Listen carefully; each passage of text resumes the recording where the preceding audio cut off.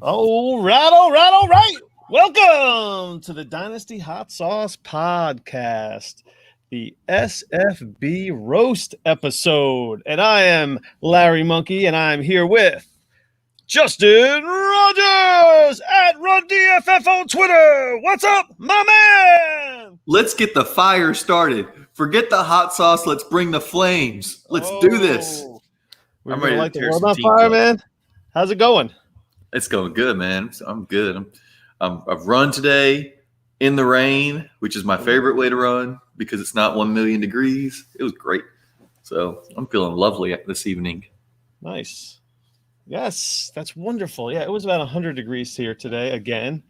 And yeah, it's very hot outside. Can't do much. I did run, though, early on. Nice. Trying to get back into the swing of things. But yeah, dude. So how's Scott Fishbowl treating you? I'm feeling pretty good about my team. I punted tight end, which is, contrarian to everybody else and what they want to do, stacking and double stacking and triple stacking tight ends. But yeah, so I'm liking my team. But I did go all or nothing. All or nothing. Okay. This is a very specific episode. We might not have listeners that even know what the Scott Fishbowl is. We definitely have listeners that aren't a part of it, but they see it all over the place, most likely, if they're involved in any of this online community. So this episode, we're just going to focus on that right now because that's all that's happening. And there's a lot going on. We were on the Podathon, the Scott Fishbowl Podathon, the SFB Podathon, hosted by Salito, Kevin Cotillo, and Sid Skeet at Sid Skeet. Anyway, yeah, man, we're going to be roasting some teams today, I think. Because you see, I mean, I don't know if you see it, but I see it on Twitter. Everyone's like, hey, check out my team. Look how great my team is. Woohoo! Check this out. Yeah, everyone's like, yeah, man, great move on that turn. Great 7th round pick. That's true. It is a bunch of like back padding and fellatio giving Twitter love, which is kind of weird given that it's Twitter. Yes. But yeah, this whole draft and this whole experience has brought everyone together, and we're here to tear them the hell apart. That's what we're here for. You know what I'm saying? I don't know, dude. Larry, how's it treating you, man? How's your fishbowl team? It's interesting. I haven't gone in with a strategy other than to just let the draft come to me and try to take the best player available. Everyone likes to be a best player available guy, but there are times when you can't do it, when there's a couple of players that are almost best player available and you'll get 2 for 1, or sometimes I don't know. You know what I'm talking about, or am I making no sense? I mean, you're doing a little bit of rambling, but that's fine. We're used to that. Yeah. So I don't know, man. I played it safe. And last year, I did my rookie strategy that almost paid off. So yeah, I'm trying to mix it up, and I have a very balanced team right now. We'll take a look at it in a minute, but I'm feeling pretty good. I am retweeting it out that we are live on the YouTube.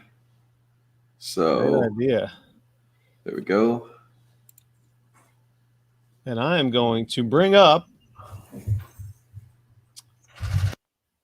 Uh-oh. Let's do it. Ready? Can you hear me, dude? Yeah, I can hear you, but I muted you because my dog was walking across the top. I still hear it. Yeah, she's all right. Can you see? Hey, hold on one second. Here. Hold on one second before we keep going. Hey, can you get her to the room, baby? Can you get her to the room so that we don't have the click? Yeah. All right. Click. Yeah, hold on. What's video file? Let's see here. All right, so, okay. Oh, I see. Here we go. Nice. There we go. Ooh. Better? Oh, it's so beautiful. It's so lovely. Guys, Guys, I see this team that Larry has put on the screen, and my goodness, it's pretty. You can still see Ooh-wee. that. Yeah, it's still up there. Oh my goodness. So I can't believe you got Alvin Kamara, and he's been taking a hit, I believe. Yeah. He's taking a PR hit. I don't know if everyone's afraid that Taysom Hill is going to take over, and they didn't really have a connection, right? And then you okay. So I think Kamara is a great pick at 111. I don't know who else you would take there. Yeah, I could have taken him or Kittle. That was basically where I stood there. Yeah, because Running my backs. feelings on Russ Wilson. So I just didn't want to deal with that. This is a very ballsy lineup. Yeah, I had already gotten. I think this is a ballsy fucking lineup you got here, man. I had gotten through Miles Sanders when we were on the podathon, so we've slowed down a little bit in our draft, but we were all the way through my 5th round pick. And so for anyone not looking right now, I started out Alvin Kamara, Aaron Rodgers, Devontae Adams, Deshaun Watson in the 4th at 411, and then Miles Sanders at the 502. It's funny you said that, because in the Josh ADHD site at Josh ADHD takes you to a Roto Grinder site, and he has all the Scott Fishbowl data uploaded, and there's an ADP and all. And Alvin Kamara is the 111. So so I got him at cost. Yep. I know I'm a little early on Aaron Rodgers. I'm a lot early on Watson. I don't know about the rest of them. I haven't looked. Yeah, but then I finished up with my next 4 picks were Carson Wentz. So a little bit of insurance on the whole Rodgers and Watson situations. Mike Gesicki, because honestly, after the big 3, they're all the same to me. They're all within 2-3 points of each other. So I just didn't care to go for Hawk in the 4th round or Mark Andrews, any of those guys. And then Brandon Cooks and Trey Sermon. Oof. I don't know, bro. This is everything's got to kind of fall right for you to take off. Aaron Rodgers has to report to his team. Yeah. Deshaun Watson has to not be suspended for the year. Absolutely. Sanders is kind of like, is he going to be the man or not? Carson Wentz, another question mark. I like the Gesicki pick. Brandon Cooks, I don't know. I'm going to get a few goose eggs. Brandon Cooks was good last year, man. I know there's nobody else in Houston, but this is one of those. I need Rodgers to play, and I probably need Watson to play for this team to be good. I don't know, bro. You rolled those 2 play though. That is a ballsy team if I ever saw one. Ballsy. Yeah, but it's like I was saying on the podathon. I just don't care if I'm squeaking into the playoffs. I want the team that is rolling over people, because that's the team that wins. Oh, speaking of the team that's going to be rolling over people, check out this bad boy. Looky here. All right, Larry, tell us about your team. Oh, I was surprised that Lamar Jackson fell to me at the 1-8. I was very, very excited. I would have taken him at the 1-3. And boom, we had Mark Schofield loaded up on QBs early, and we are back-to-back with one another. And he took Tom Brady on the for his second pick. I think it was the 2-4. And Jonathan Taylor just fell right into my lap. I thought that was a no-brainer. I had 4 no-brainer picks. Jonathan Taylor, Cam Akers. I love those running backs. And then TJ Hawkinson. I feel like he could be the tight end 1. Honestly, who else is Goff throwing the ball to? And he was already the focal point of that offense. He was the focal point of that offense, and he scored a whopping 14 points and change last year, something like that. He just didn't stand out. What year is he entering though? This will be his 3rd year. Yeah, this is the make or break. I mean, he's ascending. He just has to fight off those injuries. Right. So this is where I had my first dilemma.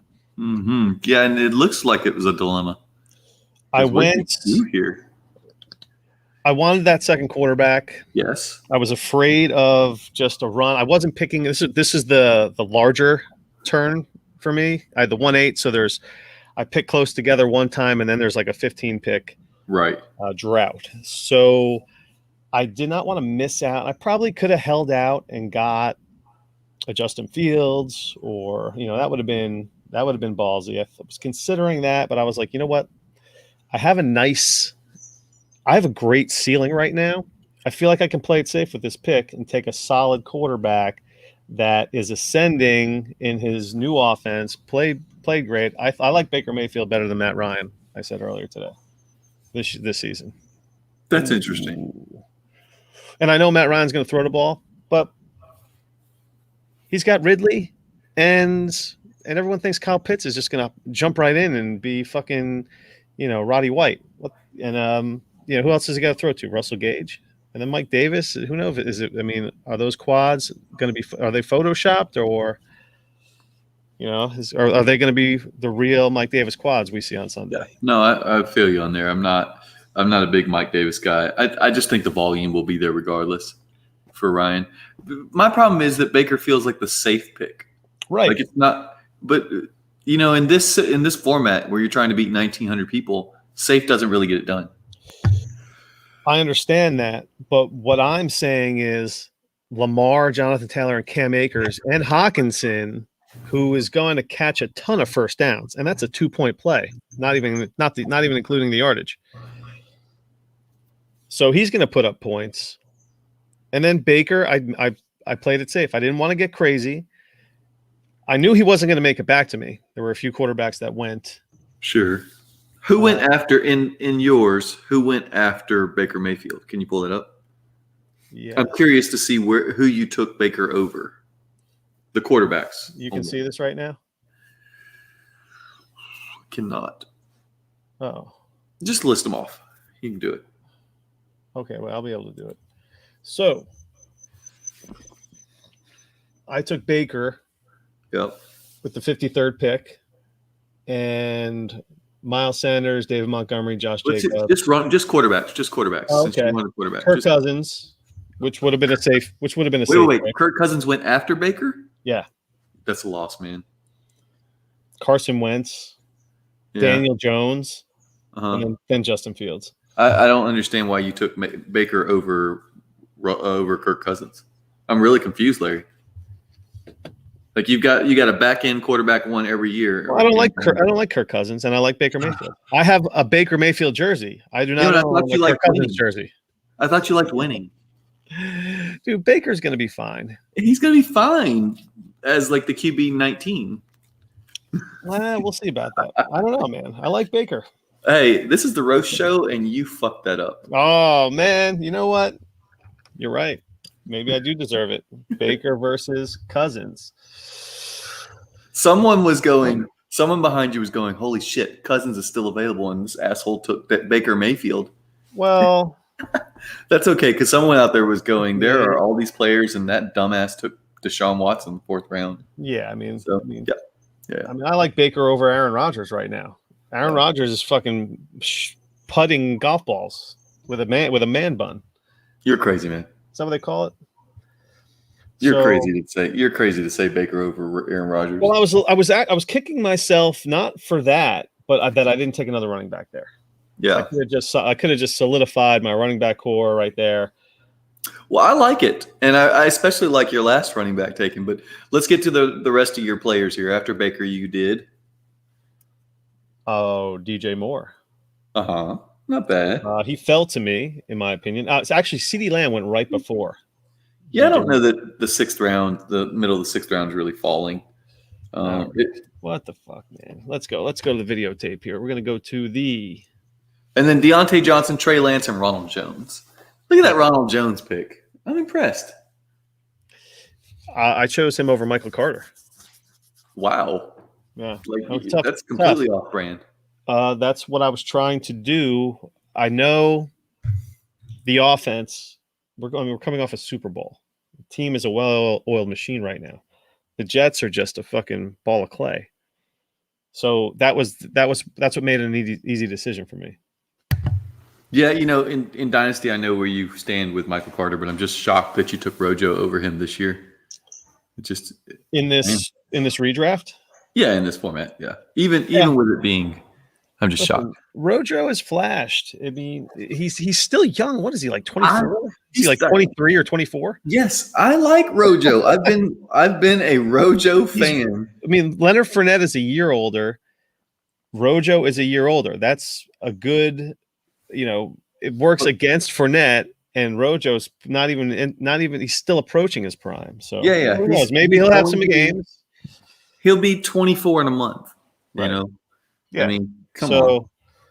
He's still a young, spry little fellow. Right. Whereas Leonard Fournette is like a walking arthritis-ridden old man, you know, stumbling around. Trey Lance, he has a 6th round ADP, so he fell pretty far to me. Yeah, I don't mind that either. It's a home run hitter.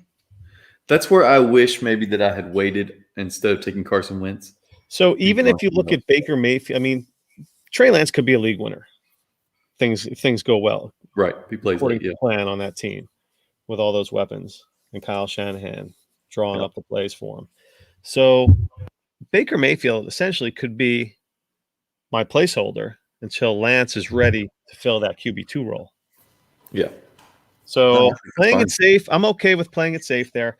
Like I said, I like all the picks. The Deontay Johnson one, I was kind of like, See, I like the Deontay Johnson one because if he gets targeted like he did last year, see, I don't care about it. This is the format 10 targets a game. Well, this is the format where you need lots and lots of targets, right, for the first down bonuses and stuff. Like it just for all of that, it helps to have all of the targets, especially the tight end position. I don't want the guy who's getting 60 targets and 50 catches, the Robert Tonyan's, because they don't get enough action in catching first downs, which is such a big part of the tight end scoring. But yeah, I want targets and targets and targets. Who's the first victim?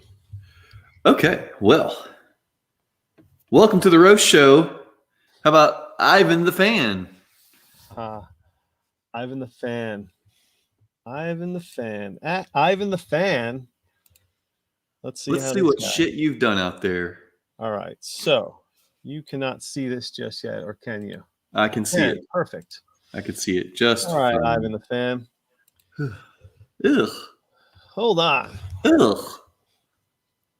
I like your first 2 picks, Ivan, and then it just goes to shit from there. I can't believe Darren Waller fell to him at the 2-4.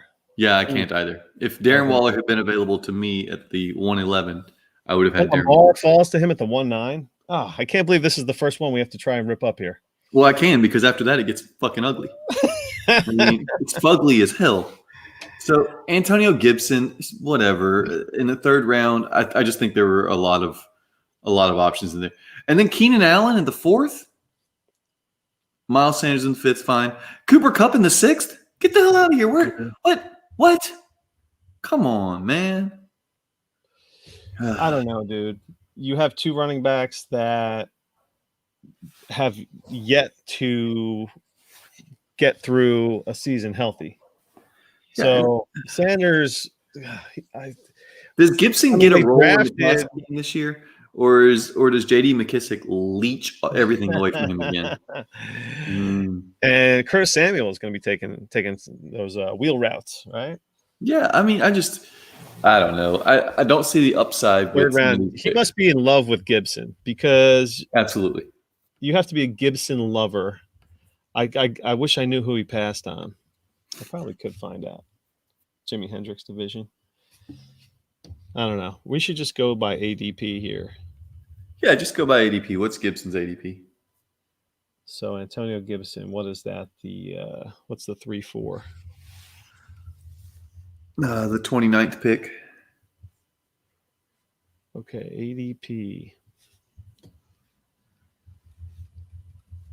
Oh, yeah, baby. Antonio Gibson. Yeah, he was going to 33rd, RB14. So Najee Harris. Yeah, see, I'd rather have Najee. CEH? I don't know. That's a toss-up. I mean, we're talking about the Redskins versus the Chiefs. No, we're talking about the Washington football team. Washington football team. Clyde versus the Chiefs, whatever that. I mean, I don't know if there's people dealing with that too, but I don't know. I would like CEH over Gibson. I'm fine with it. I've been having an argument for the last probably hour or 2 about CEH and how the Chiefs clearly don't love DeAndre Swift or Antonio Gibson. Oh, Swift, easy. I know that Swift is going to get a bunch of targets. Is Gibson going to have a role in the passing game? I don't have a clue. So it's a no-brainer for me. Well, one would think he'd have a role in the passing game since he is a former wide receiver. And then how'd that work out for him in 2020 with a handful of targets? Yeah. So, but the ones that really blow my mind are Keenan Allen at the 409 and Cooper Kupp at the 609. Why even bother with those guys? You can get the same thing in the 7th and 8th round. What's the point? What's the damn point? I mean, and what are you loading up on Redskins for? Oh, Jesus, Washington football team. Why are you loading up on the football team? I don't know, because Logan Thomas back there. I don't know. It's a strange pairing, that's for sure. I like the Lamar pick, though, and the Waller pick. Yeah, I think you could. Waller at the 204 is silly. That's silly. Yeah, Sanders, fuck him. That's got me jealous. Yeah, Derek Carr. You got to get a third QB, man. You have to in SFB. I'm going to be saying that all the time. I was in some chat, and I was like, somebody was like, do I really, how important is it to get a third quarterback? And I responded, it's essential. I just did something real quick, and then some dude went on this rant about how you don't need a third quarterback. And I just, put my phone in my pocket and went on with my day. You may not need a third quarterback until you need a third quarterback. And then good luck to you. You're done. Right. If you don't have it. There were 59 starting quarterbacks last year. Do what now? 59 starting quarterbacks. Right. Yeah. No, there's always a shit ton of starting quarterbacks, and you don't find good ones every day on the waiver wire. So every week, you just get You're not hitting it big. You're not hitting it big on the waiver wire. Yeah. All right, Ivan, the terrible. Who's next? Let's catch up with Dave Wright, FF Spaceman. Spaceman. Yeah, FF _Spaceman. Yep, Let's see what we got here. Show me what we're working with here, Larry. There he is. He's in the police division. Oh, yeah. That's right. He found out on the show. FF Spaceman. And we were using the Rotoground. Wow, they are really early into theirs. Yeah, look at this guy. Okay. All right, so 4 picks in, drafting out of the 105. He got McCaffrey at the 105. Man. Every quarterback league. Yes, they must have gone on a QB run. Yeah. Wow, 208 Taylor. Yeah. Okay. Then a CEH and a Kyle Pitts. He's 4 picks in, and he already wasted a pick on Kyle Pitts the 4th round. Yeah, the Pitts pick is everyone aiming for Pitts in redraft right now makes no sense to me. I mean, makes how many tight ends he passed on. So, I mean, if he smashes, what's that? 60 catches for 750 yards and 6 touchdowns. That's a smash. And he's just another 13 or 14 point tight end. I bet you DJ Moore was probably sitting out there. Well, yeah, but then you'd have a 13 or 14 point wide receiver. So you know how I feel about that. Well, he was a big DJ Moore guy. Yeah. Pitts, he rolls the dice on Pitts. Yep. And now he's got himself in a hole. Yeah, he's got himself in a hole with that quarterback because he's going to be taking guys like Ben Roethlisberger and Derek Carr will be fine if he can get him. That kind of guy. And tight end when Pitts stumbles out of the gate. Yeah. It's going to be a slow starting team. I don't know. I mean, he obviously feels like he can get. If these running backs are out there for him, that means that other teams are taking most likely quarterbacks. Hey, Dave, FF _Spaceman. Did you forget it's super flex? Super flex. Yeah. For fuck's sake, come on, everybody. This is like Nick Whalen being in the 9th round, not having a quarterback. Get the hell out of here. He'll probably end up with Sam Darnold and Zach Wilson. Sam Darnold's 5 points a game like he did last year.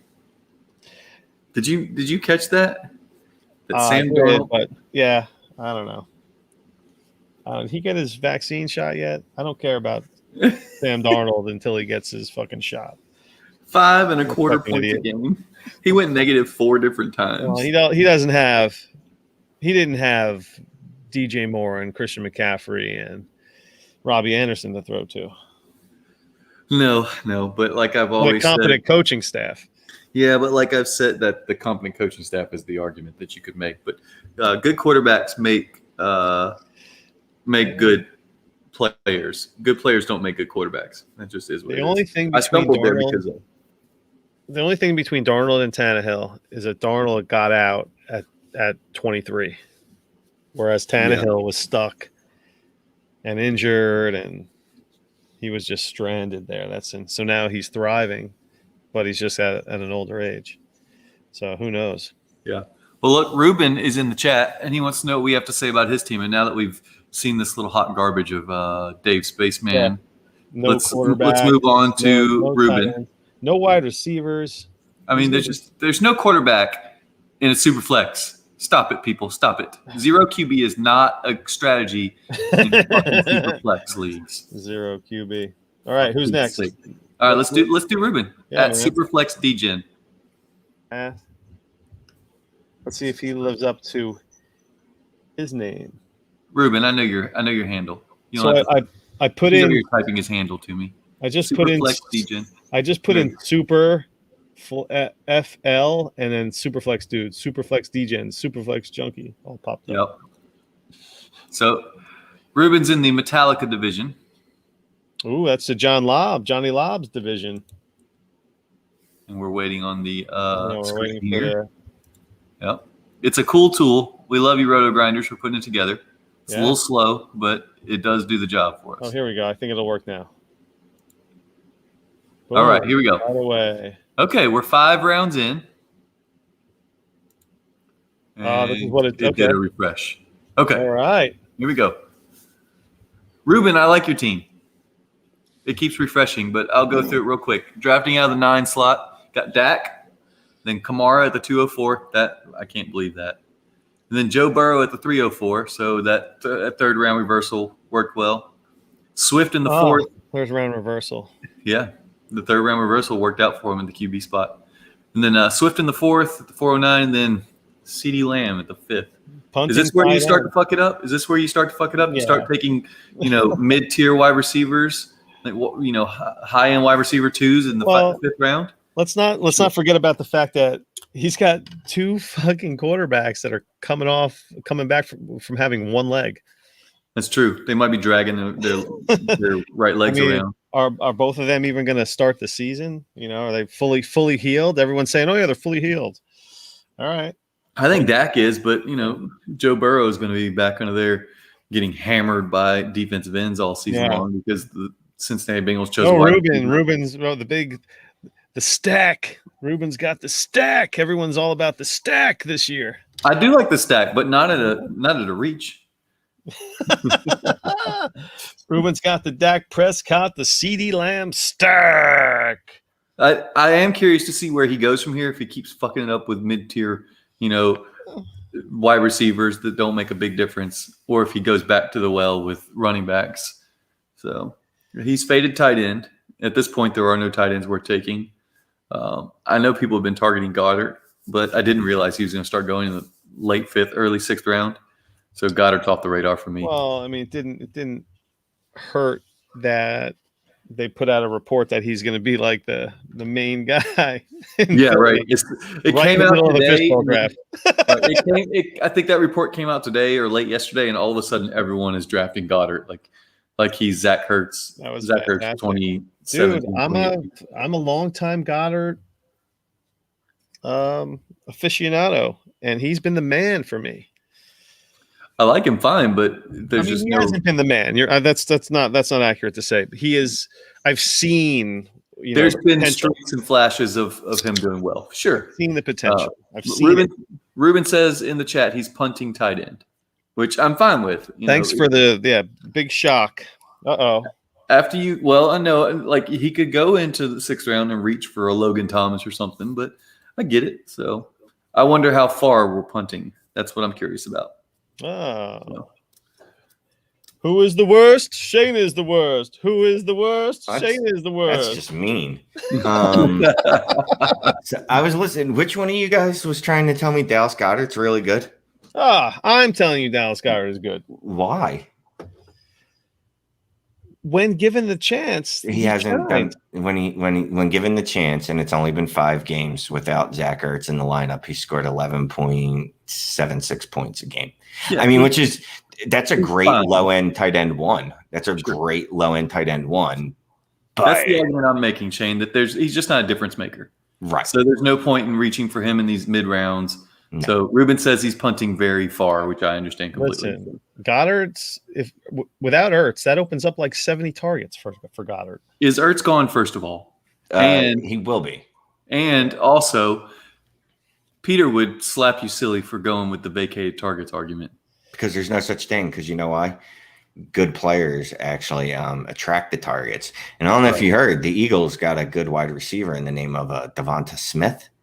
Well, He's they got a a wide lot receiver. of targets. He's going to get 100 targets. If he gets less than 100, then the world is ended in week 11. And we've been raptured probably. Yeah. You think he's going to get 10 targets a game? Yeah. Okay. Well, I mean, look, it's 17 games, right? 10 targets a game would be 170.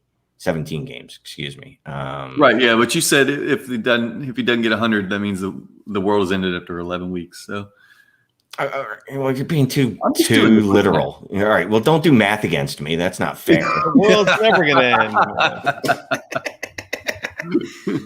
I know how to look. This is the roast show, and So we're making fun of. Hey, Scott Connor, Shane Welcome to Manila, the What's up, Mannequin guys? Chill guys are hanging out in the hot sauce. Are you guys going to record a show tonight?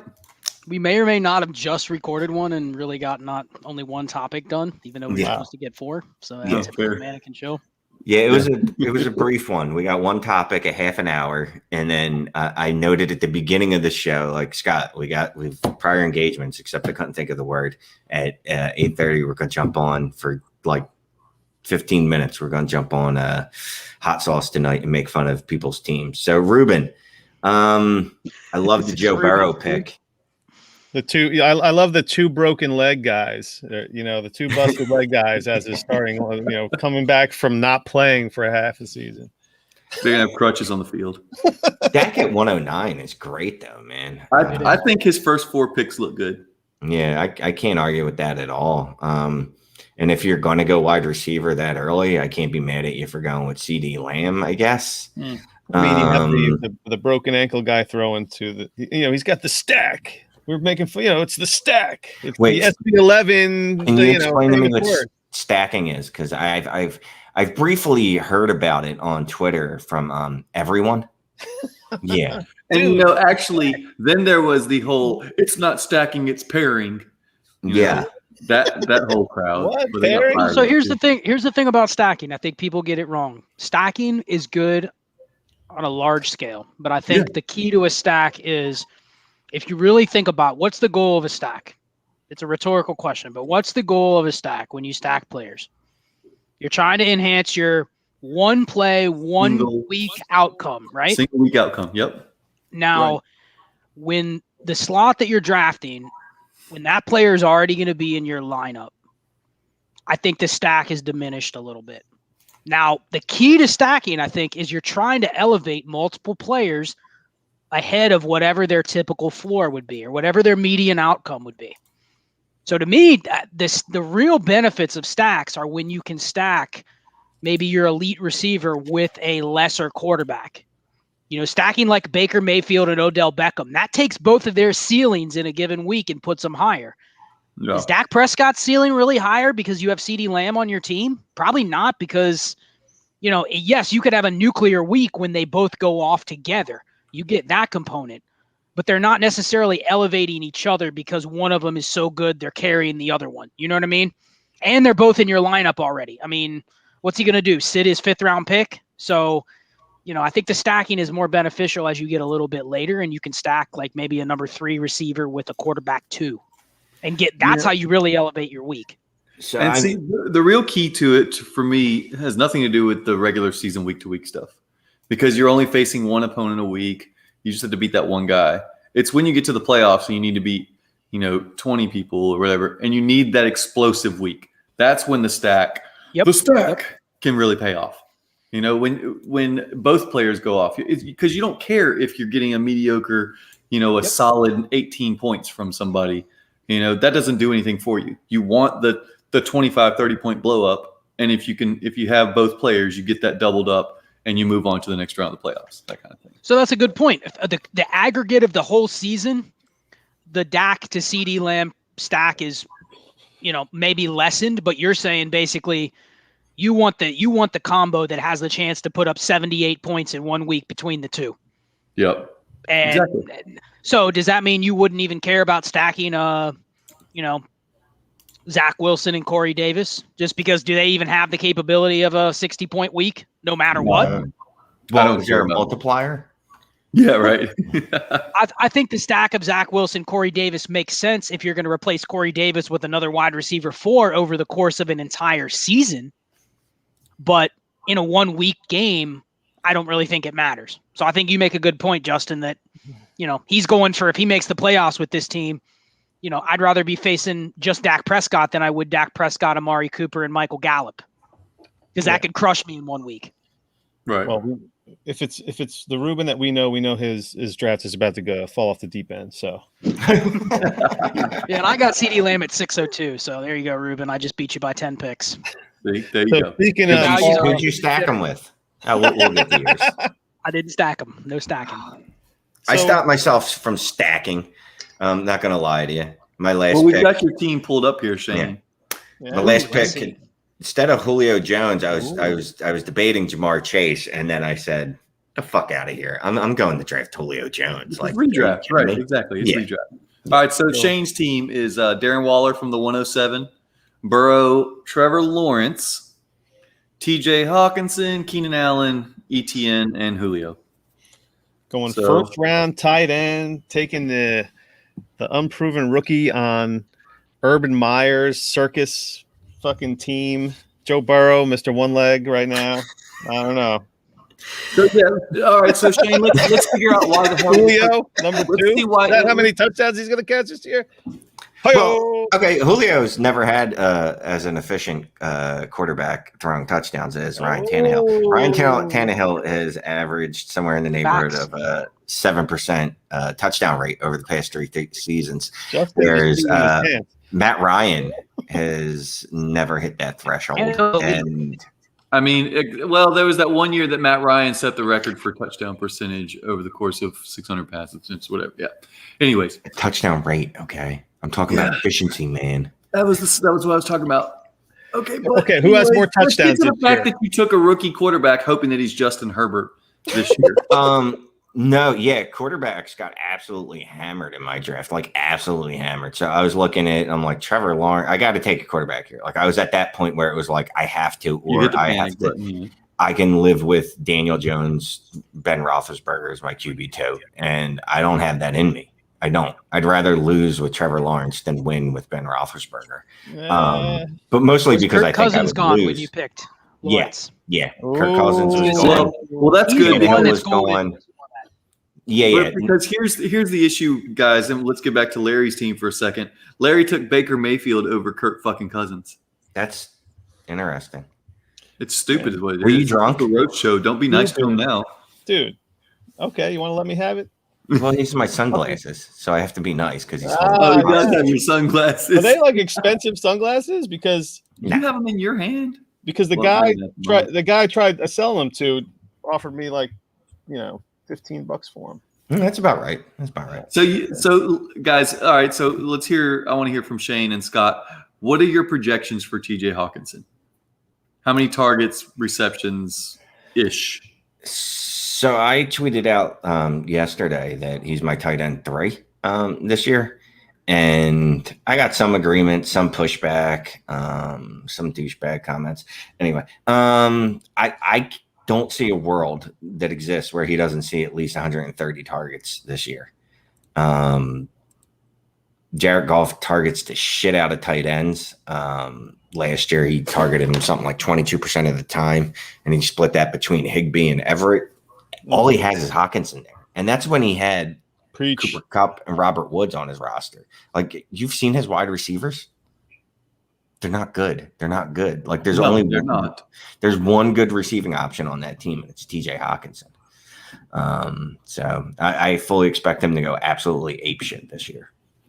Yeah, I'm concerned that he doesn't get to that 130, 140 target mark, at which point he's going to be overdrafted everywhere. So that's my concern. Scott, where are you at on this? I mean, I can see the path to the 130 plus, but I mean, that's still probably a 25% market share for a tight end. And that means they would have to commit to just not, and we can sit here all day and say, oh, their receivers suck. None of them are going to command any sort of targets, but like, is the offense really going to take that stance to just force feed the tight end? It's kind of similar to Atlanta. Like if you just run the numbers and you say conservatively, how does Hawkinson and Pitts not get 130 targets? And then it's like, well, these are still NFL coaching staffs. Oh, look at this guy. And you're not really sure. But no, I think Hawkinson's a good debate. I actually, in Scott Fishbowl, I would probably prefer Mark Andrews over Hawkinson for where he's going, because I think Andrews has that. He could put up 35 points in a week. He might only do it 4 times, but I kind of like the week-to-week ceiling of Andrews. I'd rather have him going in a 1-week game like Justin talked about earlier than I would Hawkinson. So and I think Andrews is going right around him or a little later. Yeah, I was gonna say, do you have the ADP for those guys? ADP for For the tight ends. Yeah. ADP. Yeah, see, my issue is if you look at what happened last year at the tight end, it was the 3 guys, and of course Kittle was hurt most of the season, but you had the big 3, and then you had 16 guys or something all within 3 points of each other. Mm-hmm. I mean, it's like there just wasn't any difference makers. Well, and so yeah, I'm obviously projecting that's not going to be Hawkinson. He's not going to be one of the other guys. I've got him as one of the elite guys this year. And he's probably the last tight end, maybe Andrews actually. Andrews would be like the last tight end that I believe in like that. Like, Right. yeah, once we get to that, once we get past Mark Andrews, I'm not going out of my way to draft any of these tight ends, to be quite honest with you. If any of them fall to me like late, fine. But I can see a world where those top 6 tight ends really separate from the pack. Well, it's interesting because last year, one of the guys that had one of the highest win rates was Robert Tonyan. And you're sitting here going, 59 targets. But if you think about the logic behind Robert Tonyan, he was probably on some winning teams because he had like 3 games where he just absolutely killed people. I mean, just crushed people. He put up 30 plus points. And it's like, if you told me I'm drafting a tight end that's not going to be in the top 3, and I can pick and choose whether he's the tight end 6 over the course of the year or he's the tight end 6 because he has 3 35-point games, I think in a Scott Fishbowl type tournament, give me the 3 35-point games and give me the 2 the rest of the weeks. You know what I mean? The other advantage to Tonyan was that while someone else was choosing a tight end in the 4th or 5th round, you were choosing a different position player and then picking up Tonyan off the waivers or whatever and getting a free, top 50, top 75 guy. So who could be the efficiency king Tonyan this year that's going later rounds? And they have to be tied to an efficient quarterback. I know who mine would be. Well, real quick, do you have the ADP from last year? I'd be interested to see who was going around. Well, now you're asking. Now you're getting needy. Oh, sorry. I don't have these things. But Larry did pull up the ADP for this year, and Hawk is going at 41. Andrew's going at 45, I believe is what that said. So 4 picks later. Pretty close. I took Hawk and Andrews went right after me. It's kind of like that where someone takes Hawk and the next person panics and goes, "Oh shit, I better grab Andrews before there's no one left." And then they look and they go, "Oh, it's Logan Thomas. Is he really going to do what he did last year?" Or, someone like Larry is like, "Holy shit, how did Dallas Goedert fall this way? Let me go pick him as soon as possible." I didn't get him. I'm sorry, man. But whatever. I'm rolling with one tight end right now, so I'm unknowingly following your advice. I took Gesicki in the 7th round as the later guy, and not late enough, obviously, but later guy that I think can have those big weeks because he had a few of them last year. But is anybody else on the Tyler Higbee train? No? I'm on his former teammate train. I think that could be the efficiency king with Gerald Everett. Yep. Gerald Everett. I know you were pimping him last year. You were pimping Sneaky him tight end. Sneaky as a grab. He's tied to an ultra uber efficient quarterback historically. I mean, I'm just looking for how many games could he have. He could have half his points in 3 games. But that's kind of what I want if I'm streaming tight end. You know what I mean? Yeah. Last year, you were real big on grab Gerald Everett. He's going to be a free agent, et cetera. signs with a team and could see a value boost. I'm curious to see how they use him because they haven't been huge on the tight end in the past, and they of course have DK and Lockett now. So we'll see how that goes. They don't have to be though. I will say the Russell Wilson coefficient with efficiency is like a Russell Wilson target's like 30% better than league average. So I don't care if Everett gets 78 targets. To me, that is the same as Evan Ingram getting 100. You know what I mean? Like they're basically the same. So I'd rather kind of not shoot for the volume and go for the guy that's tied to an efficient quarterback. Maybe I'm overthinking it. I don't know. No, and here's the thing: looking at their just looking at their stats last year, they actually do target the tight end position. It's just that they had kind of rotation going there. They had over 116 targets to the tight end last year, and that's kind of what they do every year. It's just that it's always been spread out amongst multiple tight ends. We keep forgetting Will Dissly keeps getting hurt, and they've had Jacob Hollister and a bunch of other rotating guys there. I like Jared Everett a lot too. He's a guy that I'm hoping this will be finally the year that he actually gets a role. All right, so he's a guy. Yeah, don't bring him up again though, because I'd like to draft him late. All right, look at this guy here. Me too. Mr. Perfect here, Scott Connor, taking his crack at the Scott Fish Bowl. How many times have you made the playoffs in the Scott Fish Bowl, Scott? Not last year. No. Last year I went heavy running backs and they all got hurt. Yeah, that's the risk with it. It's one of those all or nothing plays when you go heavy running back. So you have gone quite opposite this year. I have. Yep. I think that's kind of how I've leveraged my dynasty portfolio too. This past year is transitioning from, maybe I'm just forecasting how the teams are going to use running backs this year. But I'm taking give me the spike weeks. I did draft 2 running backs, obviously early, so I didn't really go early receiver. But right. You didn't go zero RB, but once you took those 2, you've completely ignored the position otherwise. Yep. You remember you've been in dynasty leagues the same way. Like I remember the waiver wire in Scott Fish Bowl last year. There were running backs that I was willing to pick up, and I never picked them up because I drafted 10 of them. You know what I mean? It's I didn't even bid on these guys because I have 10 really good ones, or I have 6 really good ones. Like 3 of them are an injury away, and then it's like, my running back sucked. So you're letting that affect your strategy this year. Because what are the chances of that happening 2 years in a row? You went the complete opposite strategy, and not only that, you took 2 guys that didn't even play for half. Mixon didn't play at all, and CEH missed a bunch of time. So what's your you're rolling the dice with a couple of injury plagued running backs when all your guys got injured last year? So you're putting everything into the waiver wire this year. CH isn't injury plagued. I know. I'm trying to pick on Scott. This is a fucking roast episode, Shane. What is wrong with you, Scott? How does he do that? Listen, once I win. No, he's got so he's got Mixon, who's injury prone, and Clyde Edwards, CEH, who Kansas City hates. That's what he has.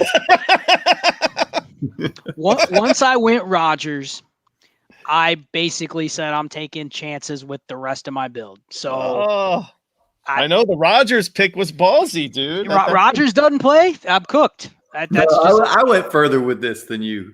You're giving credit to Scott for having balls. I think that's an easy pick. I think it's 211. It's pretending the whole pretending that it's bold because you're pretending like there's any doubt that he's going to play.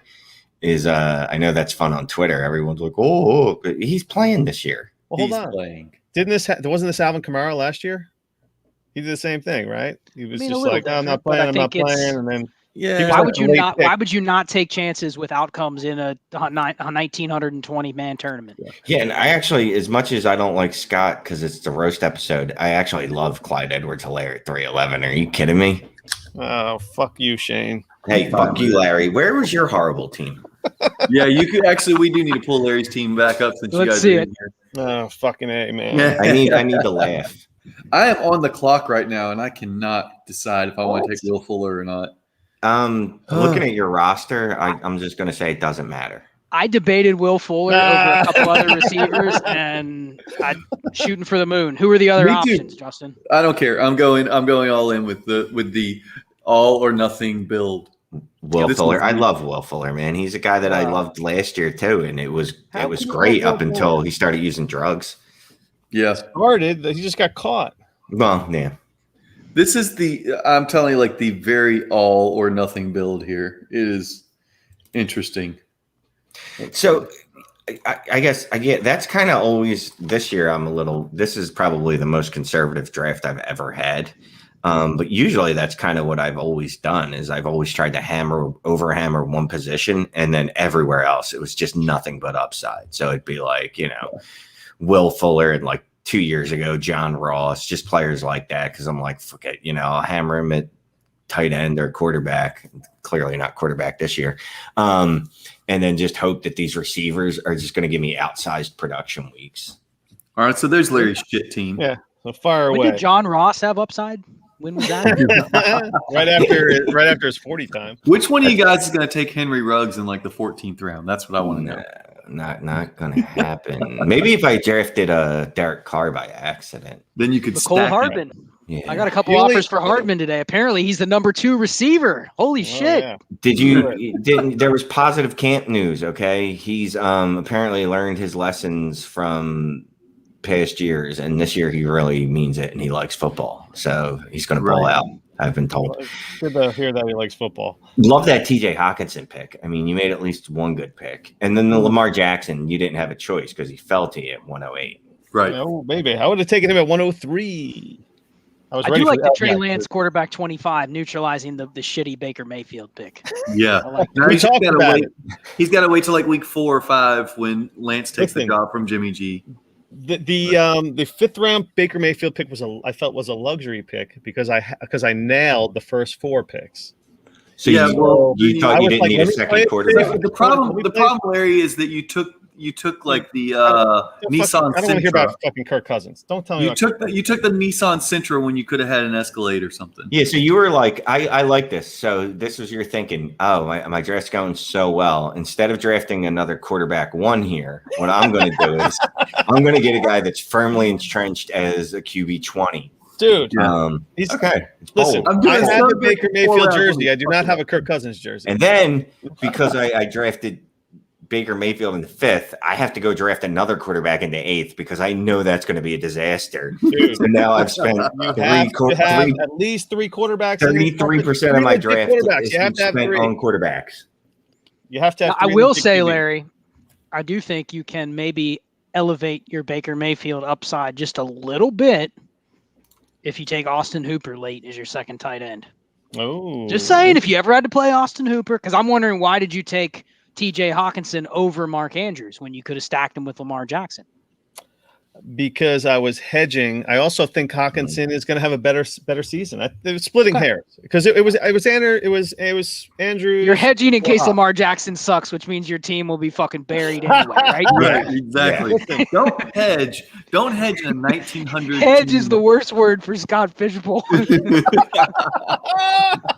If you're Listen, hedging man, in a 1900 team, I like Hawkinson tournament, better you're than toast. Andrews. I wanted to Fair. stack it, but Andrews, they don't know what the fuck their offense is right now, man. And Hawkinson he's the only person there that's going to catch passes in Detroit. So I'm a Hawk guy. I like Hawkinson. So I feel like he's just going to clean up with that. That's 2-point fine, tight Larry. end. Whatever. All right, so guys, let's get another listener. Motherfucker. Yeah, let's breeze right through these motherfuckers. Come on.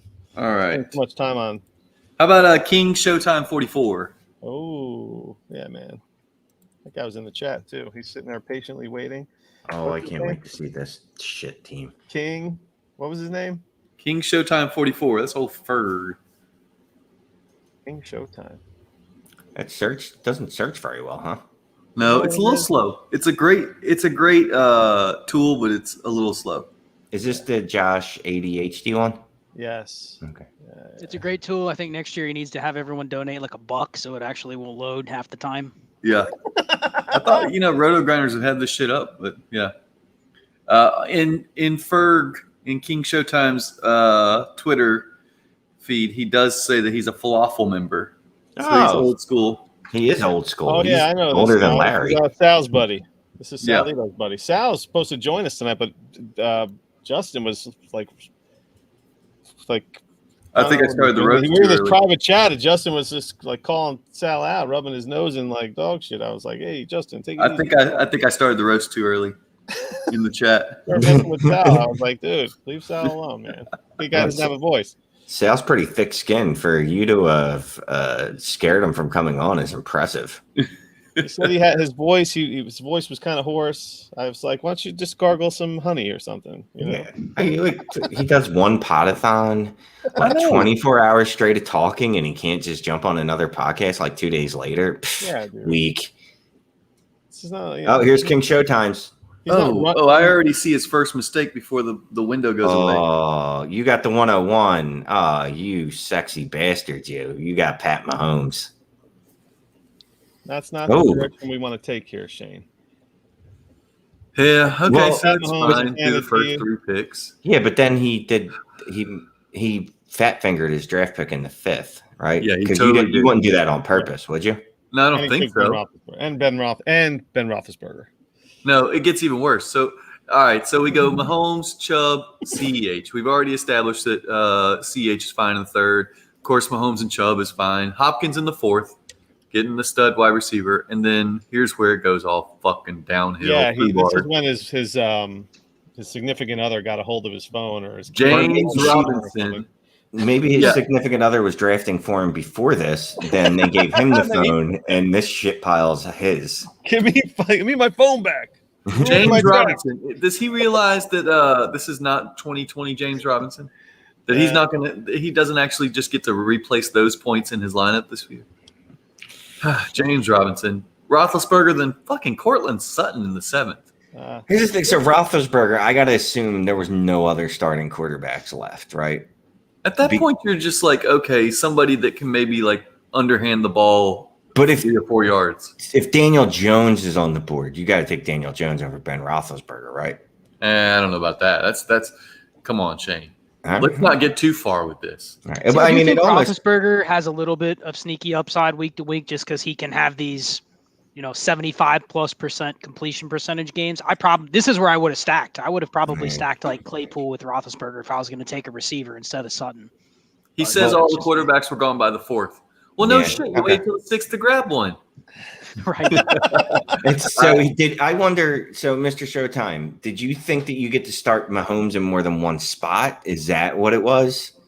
Did he think he get to start him in both quarterback positions? Because if he did, I can understand.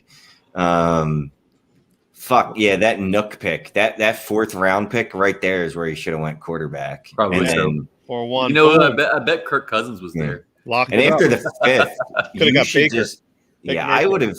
I would have come up with a story. I would have DM'd Scott Fish and been like, yeah, I was kidnapped and they forced me to draft James Robinson, Ben Roethlisberger, Cortland Sutton, and Trey Sermon in a row. I'd love to know what quarterback. Yeah, the Cortland Sutton thing drives me crazy.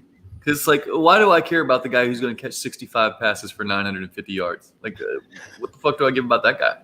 Well, who's his quarterback? Drew Lock? Exactly, that's the 32 point. Gloves. Yeah, that's his point. That's my point. It's Drew Lock, at least for the foreseeable future, and that just right there is miserable. But you know what? I'll say this: Pat Mahomes, Nick Chubb, Clyde Edwards-Helaire is going to DeAndre Hopkins. That's going to give you a lot of. That's going to keep you competitive a lot of weeks at least. Yeah, and congrats on your 7-7 season. Yeah, and then that's what's going to happen is you're probably not going to be able to exceed that because of the rest of your draft. But Right look, there's still around- time to turn it around.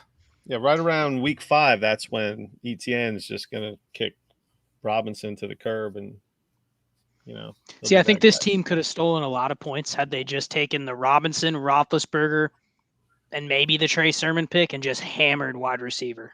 And I know it's a little bit suboptimal, but you could have probably captured 500 receptions over those 5 picks or 450 receptions. You know what I mean? And locked in a floor of points, and then you just hope that Mahomes hits in the right week or Chubb hits in the right week and you can maybe advance in the playoffs. But Showtime said, I took Mostert in the 3rd last year and still made the playoffs. So you wanted to try and fuck it up again and Yeah, see if let's you talk could about recover? last year, man. Well, no, I mean, The idea so is not to make it the most challenging thing in the world out there, buddy. Whatever, Well, Uncle Rico. he- Come on. he made it a little easier on himself. He waited until the 5th round this year to be like, whatever.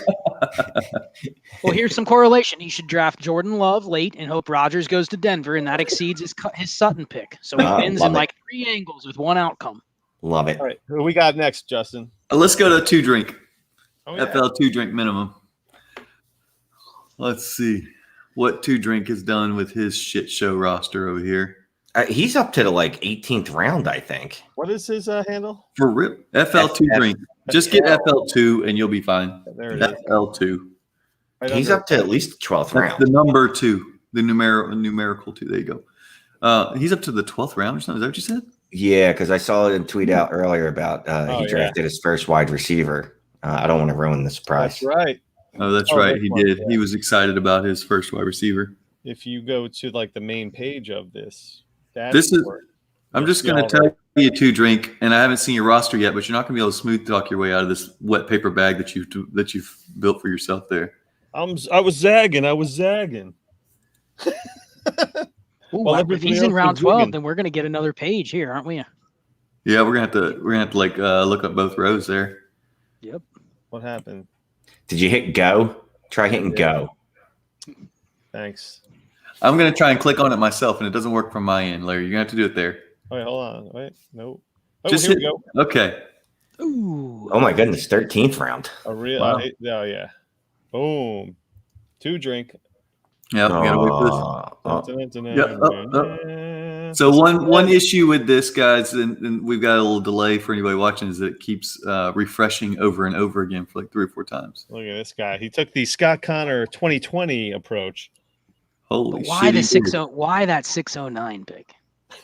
I don't That know. feels This, still like yeah, a reach. like you've got 2 stud quarterbacks. Why even bother? You know, Yeah. why bother Well, with You need a the QB3 zero and upside Sam SFB. Darnold? need You don't- I'd rather take Taysom Hill. Yeah. Sam Jameis Darnold's Winston. got no with all those upside. weapons, though. And Yeah, Larry, but quick- the only weeks Darnold probably does anything are the ones he's on your bench already. So Larry, give up on the Sam Darnold thing, okay? At least for this episode. For this fucking episode. Sam Darnold was trash last year. He'll be trash this year. All right, so we got a Prescott Herbert start. Herbert at the 204. That's nice. that's nice. Nice start. And then Gibson at the 304. I've already made my opinion clear on Gibson. Hawk at the 409. Kind of chalk there. Yep. Sanders at the 504. Kind of another chalky pick. Anyway, Then the Darnold fuck up. yeah. And then Mike Davis, Melvin Gordon, Michael Carter, Devin fucking Singletary. So he fell off a he cliff. flat He out. he gave has a up lot on of running backs. backs, but I kind of hate most of them. I Yeah. do too. Jesus I don't Christ. hate them. I think they're gross. I'll tell you what, out of the 4 there, my favorite one is the one he made at 1009, Devin Singletary, because he's the cheapest. So Yeah, that's exactly. the only one I might have made. There's no lineup optimization here. Like your ceiling's so limited with these guys that you're not going to have any of these peak weeks. I mean, you got a bunch of committee backs. I mean, what are you going for? 13, 14 points? Mm, I just Yep. I don't get it, man. Now, I like the Hunter Henry pick that he accidentally made at 11.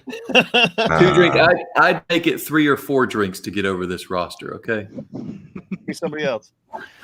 This is going to be a team that ends up with Henry Ruggs, McCole Hardman. It's just going to be a prayer of receivers. Yeah. He's going to have a week where he puts up 336 points, but he's going to go 1 And then and the 12. week it matters, every one of them is going to 1 for 4. Yeah. Right. Gotta hammer the Exactly. kicker. You got You're to gonna start have hammering kickers now.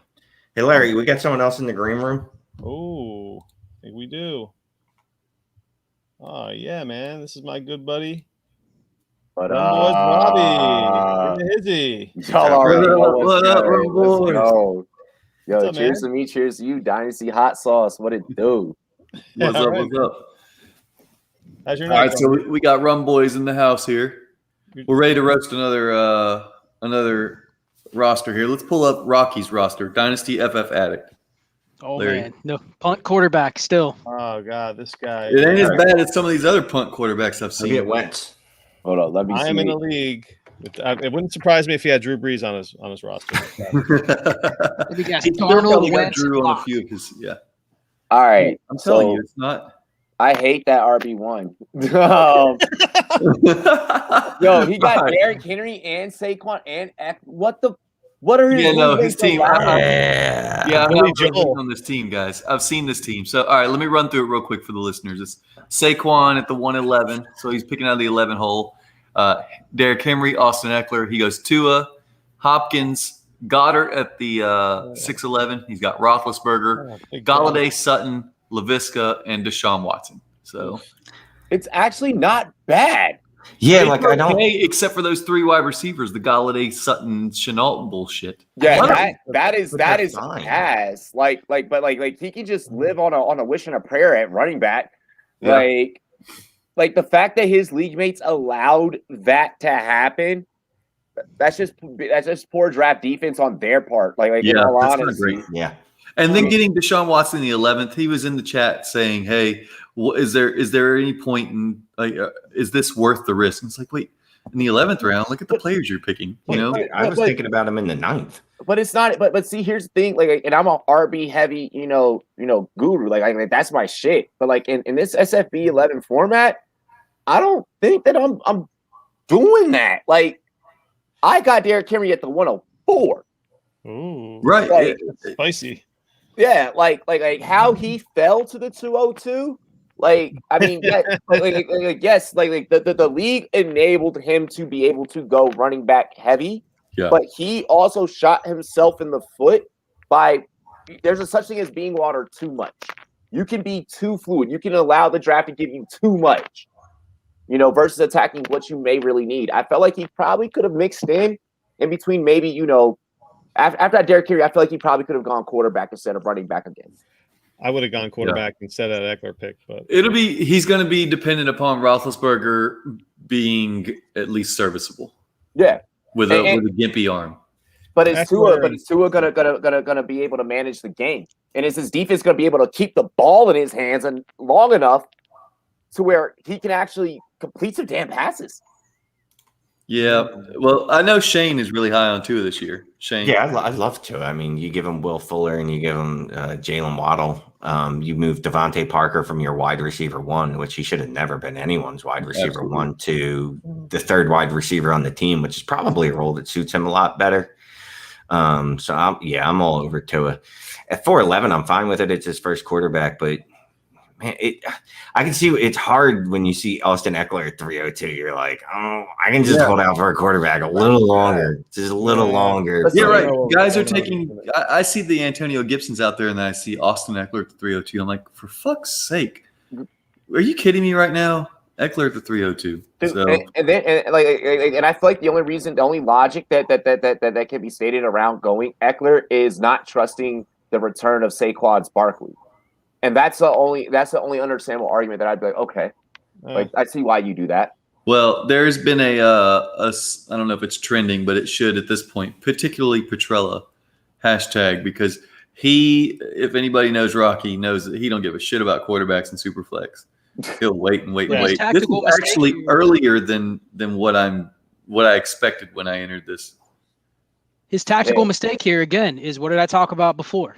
You're going to draft Tua. Why are you drafting Laviska Shenault? You're going to draft Roethlisberger. Why aren't you drafting Chase Claypool or Juju Smith-Schuster? Those are the quarterbacks you're going to need elevation from to win here. So why did you draft an inefficient quarterback with Golladay, an inefficient quarterback with Sutton? Why wouldn't you have just drafted Claypool instead of one of those guys, Will Fuller? Why don't you get Will Fuller? Yeah, you should have stacked with Roethlisberger and Tua, because then it's actually giving you a little higher upside with those guys. That's what I would have done if I'm in this format. If I'm stuck with those quarterbacks. Would you run this roster on Madden? No, man, no. Okay, then. Like, if you're not gonna run this shit in a video game, why are you gonna go out to the playing fields with this? Wait, the question you're playing for charity at that. Like, you're playing for charity. Like, are you just trying to lose for for people that are less fortunate? Like, it all depends on. So maybe that's it. Maybe did anyone check his tweets? Did he do one of those? I'm going to give $10 for every loss deals. Yeah. Oh man, those kids are gonna get so many toys. Retweet that, guys. Please go find Rocky's Twitter and just retweet that. If it's one of those, then I respect the hell out of it. But I also want to win in the name of my charity too. So I'm trying to get dubs. So I love Tua, but that's dynasty in redraft format. Yeah, 411. He should have had a quarterback before that, bro. I mean, I like the Watson pick. There's probably 10 quarterbacks that go before Watson that I'd rather have Watson, even if he doesn't play any games. Just the 20% chance that he plays half the season is higher than drafting quarterback 26 Sam Darnold or something like that. Yeah, with that situation, it's going to cost you two fab bucks to go and get Davis Mills if we find out that Watson's not going to play at all. And we already know and say what you want, okay, but the tape looks pretty damn good coming out of college. Davis Mills is probably the most pro-ready guy. in terms of a pocket passer, compared to, the Trey Lances who are more mobile and so on. Yeah, and but so see, in forth. this format, I'm not even bothering to add Davis Mills, even Well, if he gets no, the you're not starting job. drafting him. You're not drafting him, but you would probably like if Watson's not going to be a guy for you, wouldn't you maybe just go in and get that replacement super cheap? I At don't that point, understand. though, then he's wasting 2 spots on the quarterback I'd never use. Yeah, Hopefully, if things go right, you're not using. Yeah. No, Yeah, I wouldn't want to agree. start. I wouldn't ever want to start a rookie Davis Mills. I'd rather start a running back or a receiver. I'd rather start a skill player. You're But gonna get my hammered. bet on Watson would be Watson goes to another team. That's the only outcome for him. I don't think there's an outcome where he plays for the Texans. Yeah, What, well, isn't- That's the why I'd Texans draft can't him. play.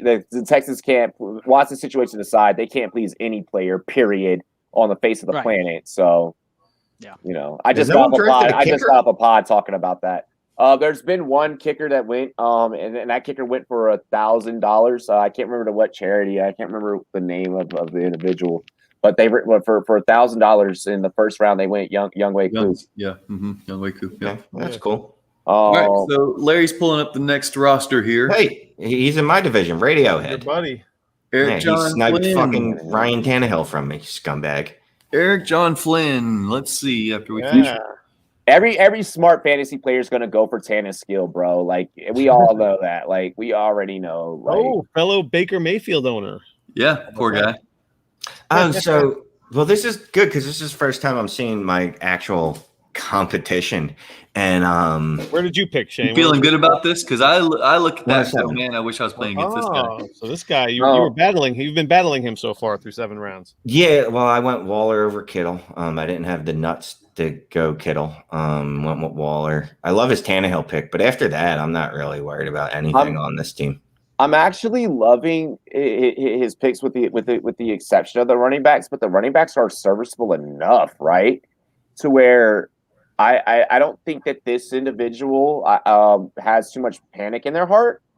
I think that they're banking off of being strong at other positions and being just somewhat okay at running back, to where they can maybe they could probably rip off a couple of wins. I don't have any malice towards this lineup. This feels like he heard the Javonte Williams blurb on the old Roto World / NBC Sports feed, and he's like, "Oh shit, I need to go grab Javonte Williams as my RB2." So now he's got Josh Jacobs and Javonte Williams, and Baker Mayfield as his QB2. Yeah, So- Curious, Shane, did Aaron Congratulations on Rodgers the- go before Ryan Tannehill here? In this draft, I don't believe so. Either 'Cause way, if they you're were going to go Adams, both why off wouldn't you the go board, Rodgers? Yeah. no, he was. I believe he might have been already off the board. I can look that up instead of just talking out of my ass. I mean, doesn't so that make I'm sense? gonna If do you're going to that. take Adams at the wide receiver 2, you're going to maybe take Rodgers instead But of I feel Tannehill? like you'd love what I did on my roster. With all Only this talk. if you're playing 2-3 moves ahead. That's the only way that you pull that off. I mean, it'd be different if it was wide receiver 6, Devontae Adams, but it's wide receiver 2. So he took him over Metcalf and A.J. Brown and Ridley. I mean, he took him over every one of those guys. So he must have been deciding on Adams. So I don't know why he wouldn't have played. It's like he played way ahead with the 304, but didn't think of it until after he made the 204. Yeah. There's been so much. I feel like is Tyreek the wide receiver 1 in ADP right now? He is, right? Because all these pretty much, yeah. Because all these Mahomes owners are going, Yeah. I don't want to get with a It's pair. fine. Adams went wide receiver 1. Rodgers went off the board 2 picks. We've had fucking massive QB runs on this goddamn draft, and So Tannehill yeah. was the right pick then, for sure. Yeah. Okay. I got a roster that we can kind of roast and break down. And we'll Okay. one let's of hear them one of them will be my roster. The first one though, Dr. Jesse Morris, the fantasy docs. His roster's kind of interesting. I think that we'll enjoy this one. Well, he's a doctor, right? So fantasy football doesn't really matter that much to him because he's saving lives. Well, he's part of the fantasy docs. He does the injury content for the fantasy. There you go, Tupac division. There you go. Not now, nurse. I'm on the clock. This man is adamant about it for a doctor, and like as busy as he is, like he does a lot of sports medicine. Like he works for like a couple of teams. I'm like, dude, you be making time for some picks. The dude makes content in his freaking office. Yeah. Oh yeah. So it's him and I as the two big dogs, as the 2 people with the targets in our back in this league. And one of the things that I found interesting was the homie went Justin Fields as his QB1. And I don't think that that's a worth Wow. the sacrifice for going Travis Kelce and then Packer right after. Like, I don't think that's I want to know what you guys think. I think his team is terrible if we're going to roast him. Yeah. Fuck it. Travis Kelce at 1.5. Yeah, sure. Take the tight end. We all know about the tight end premium. That's the chic, the hip thing to do in SFB. I'm taking Travis Kelce at the 1.3. I'm taking Travis Kelce at the 1.5. If Kelsey does what he did last year, if Kelsey did what he does what he did last year, then he was underdrafted at 105. But Yeah, I'm fine with that. Exactly the same. Yeah. And then he loads up on a couple of Packers where we don't even know who their quarterback's going to be. I mean, that's a roll of the dice, and he just keeps that roll of the dice going with the Fields pick as his QB1, and then Cooper Kupp. If DJ Moore he got in the 6th round, and he was able to get Cooper Kupp in the 5th round. What wide receivers were still sitting out there that he took Cooper Kupp that he could have? I like Moore over Kupp, and then Mike Davis. Bro, I was mad that he pulled the Mike Davis because right there, literally, he goes back, watches my pod, watches one of the pods I did yesterday, and then snatches Mike Davis right before I had him queued in. Like, man, weren't even thinking about MD. And good reconnaissance right there. Yeah, hey, man, I'll give him props. That's the life of a content creator, man. It's out there. You're fucked. Wait till we get into my lineup and you hear how my shit ended up shaking out. It gets worse in my division. My whole division actually did the same thing. Like I did 3 pods all back to back yesterday. Yep, go ahead and pull it up. Pull it up, boys. Let's see what the hell he's done here. Scott, what's your Cooper Kupp in the 5th round take? Too early. Yeah. Right, wide receiver 12. Too early. Yeah, does anyone not think that's Nah, it's awful? way too early. I think everyone believes that's awful, right? I don't like it. I don't like the lineup as a Cooper whole. I don't like the lineup as a whole. No. Justin Fields is your quarterback 1. You are That's trouble. really That's tempting trouble. fate. Fate that doesn't even need to be played. Yep, right there, yeah. Especially because now he's going to be in the 8th round trying to find his second quarterback. So what's he going to be doing? Jordan there? Love. Ryan Fitzpatrick and shit. Yeah, you have to go. He can finish out his Devontae Adams pick pairing with Jordan Love. That's right. There's 100% chance that he drafts Andy Dalton at some point during this draft too. Andy Dalton and Jordan Love will be his QB 2 and 3. Yeah. Those Bears Packers games without Rodgers will be a blast for him to watch. Oh my gosh. So getting into my lineup here, my first 4 picks go exactly my way. After my first 4 picks, I ended up going on air, and I was like, you know what? Like, I don't care. I guess I'm a content creator. Like, I'm gonna give you advice anyways. So you're gonna end up picking. You know, you're gonna do whatever. Like, I'm gonna give you whatever, and you can pick whatever. I showed my hand. I'm trying, man. I'll stay for Robbie's team. I want to see it. Bro, it became Snipe City immediately into the 5th round. So of course I stay on brand, Rum Boys Robbie style, going Derrick Henry. End up with Tannehill. Wasn't that it wasn't intentional. He just fell to me, so I took it. I didn't want the stack, but you know what? Oh well. Untraditional as hell for me to go QB running back stack. Did it? CEH fell to me. Went ahead, took it. I was upset that I didn't go Najee there. I should have went Najee, but it is what it is. Kirk Cousins fell to me. Was happy about that. So then I start plotting. I'm like, all right. It's either A.J. Brown or Justin Jefferson because these guys were not paying attention to receivers at all. Went on air last night, got asked about, what my plans are, heading into my next couple of rounds. Went ahead, opened up my big-ass mouth. And that's how now I have Thielen and Godwin instead of having A.J. Brown and Justin Jefferson because, well, I fucking tipped everyone off. Okay. I mean, where did Julio go? Where did Julio go? Right before Godwin here, I can get it to you. So you would have gone Julio over Godwin. Yeah. Yep. He's pretty emphatic about no it. saltiness in that response at all. Nothing. No. Yeah, motherfucker. Shit. How did Kirk Cousins fall to you at 404? Bro, they weren't paying That's where he's attention. going. They weren't. QB 15, Shane. It's right around where he goes. That's Yeah. where he's been going. Is the 4. Yeah. That is unacceptable. He's gone by the 3rd round in my draft. I am upset with people because if not for that, I feel like that's the linchpin. Like shit could have gone really haywire for you right there if you don't get Cousins. Like, because I don't like the Adam Thielen, and we've talked about James Robinson. But honestly, and it's not because I don't know you as well, so I'm not as comfortable roasting you.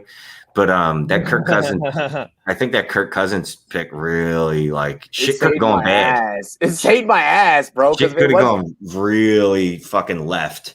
I mean, I don't love Thielen at 13, but it's elevating Cousins a little bit, so I don't mind the reach. But right.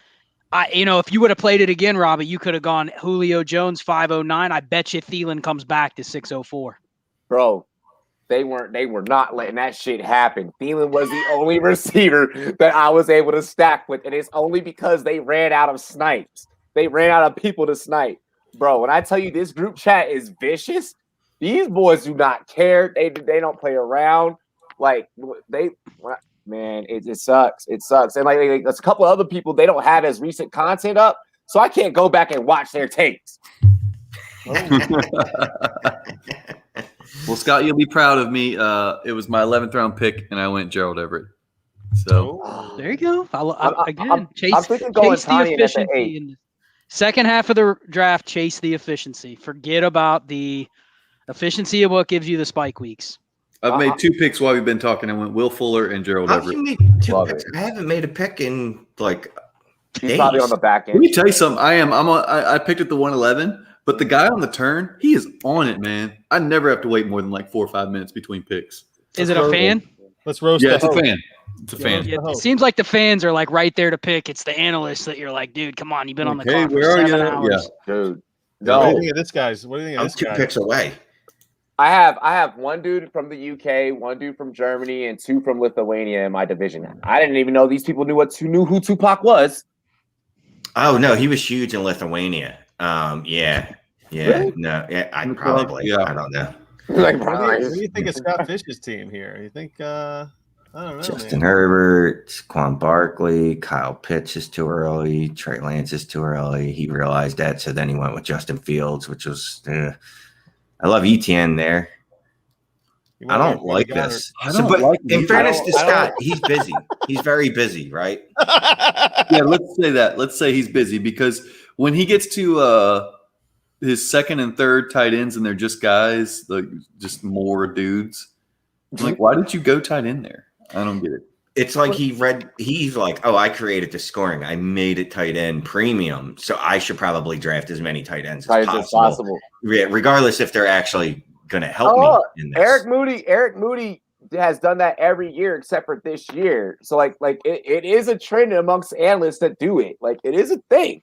If he takes a receiver there instead of Irv Smith, I like this team. Exactly. That's what he needed. He needed a high upside receiver, not got the Minnesota third tight end. Homer pick right there.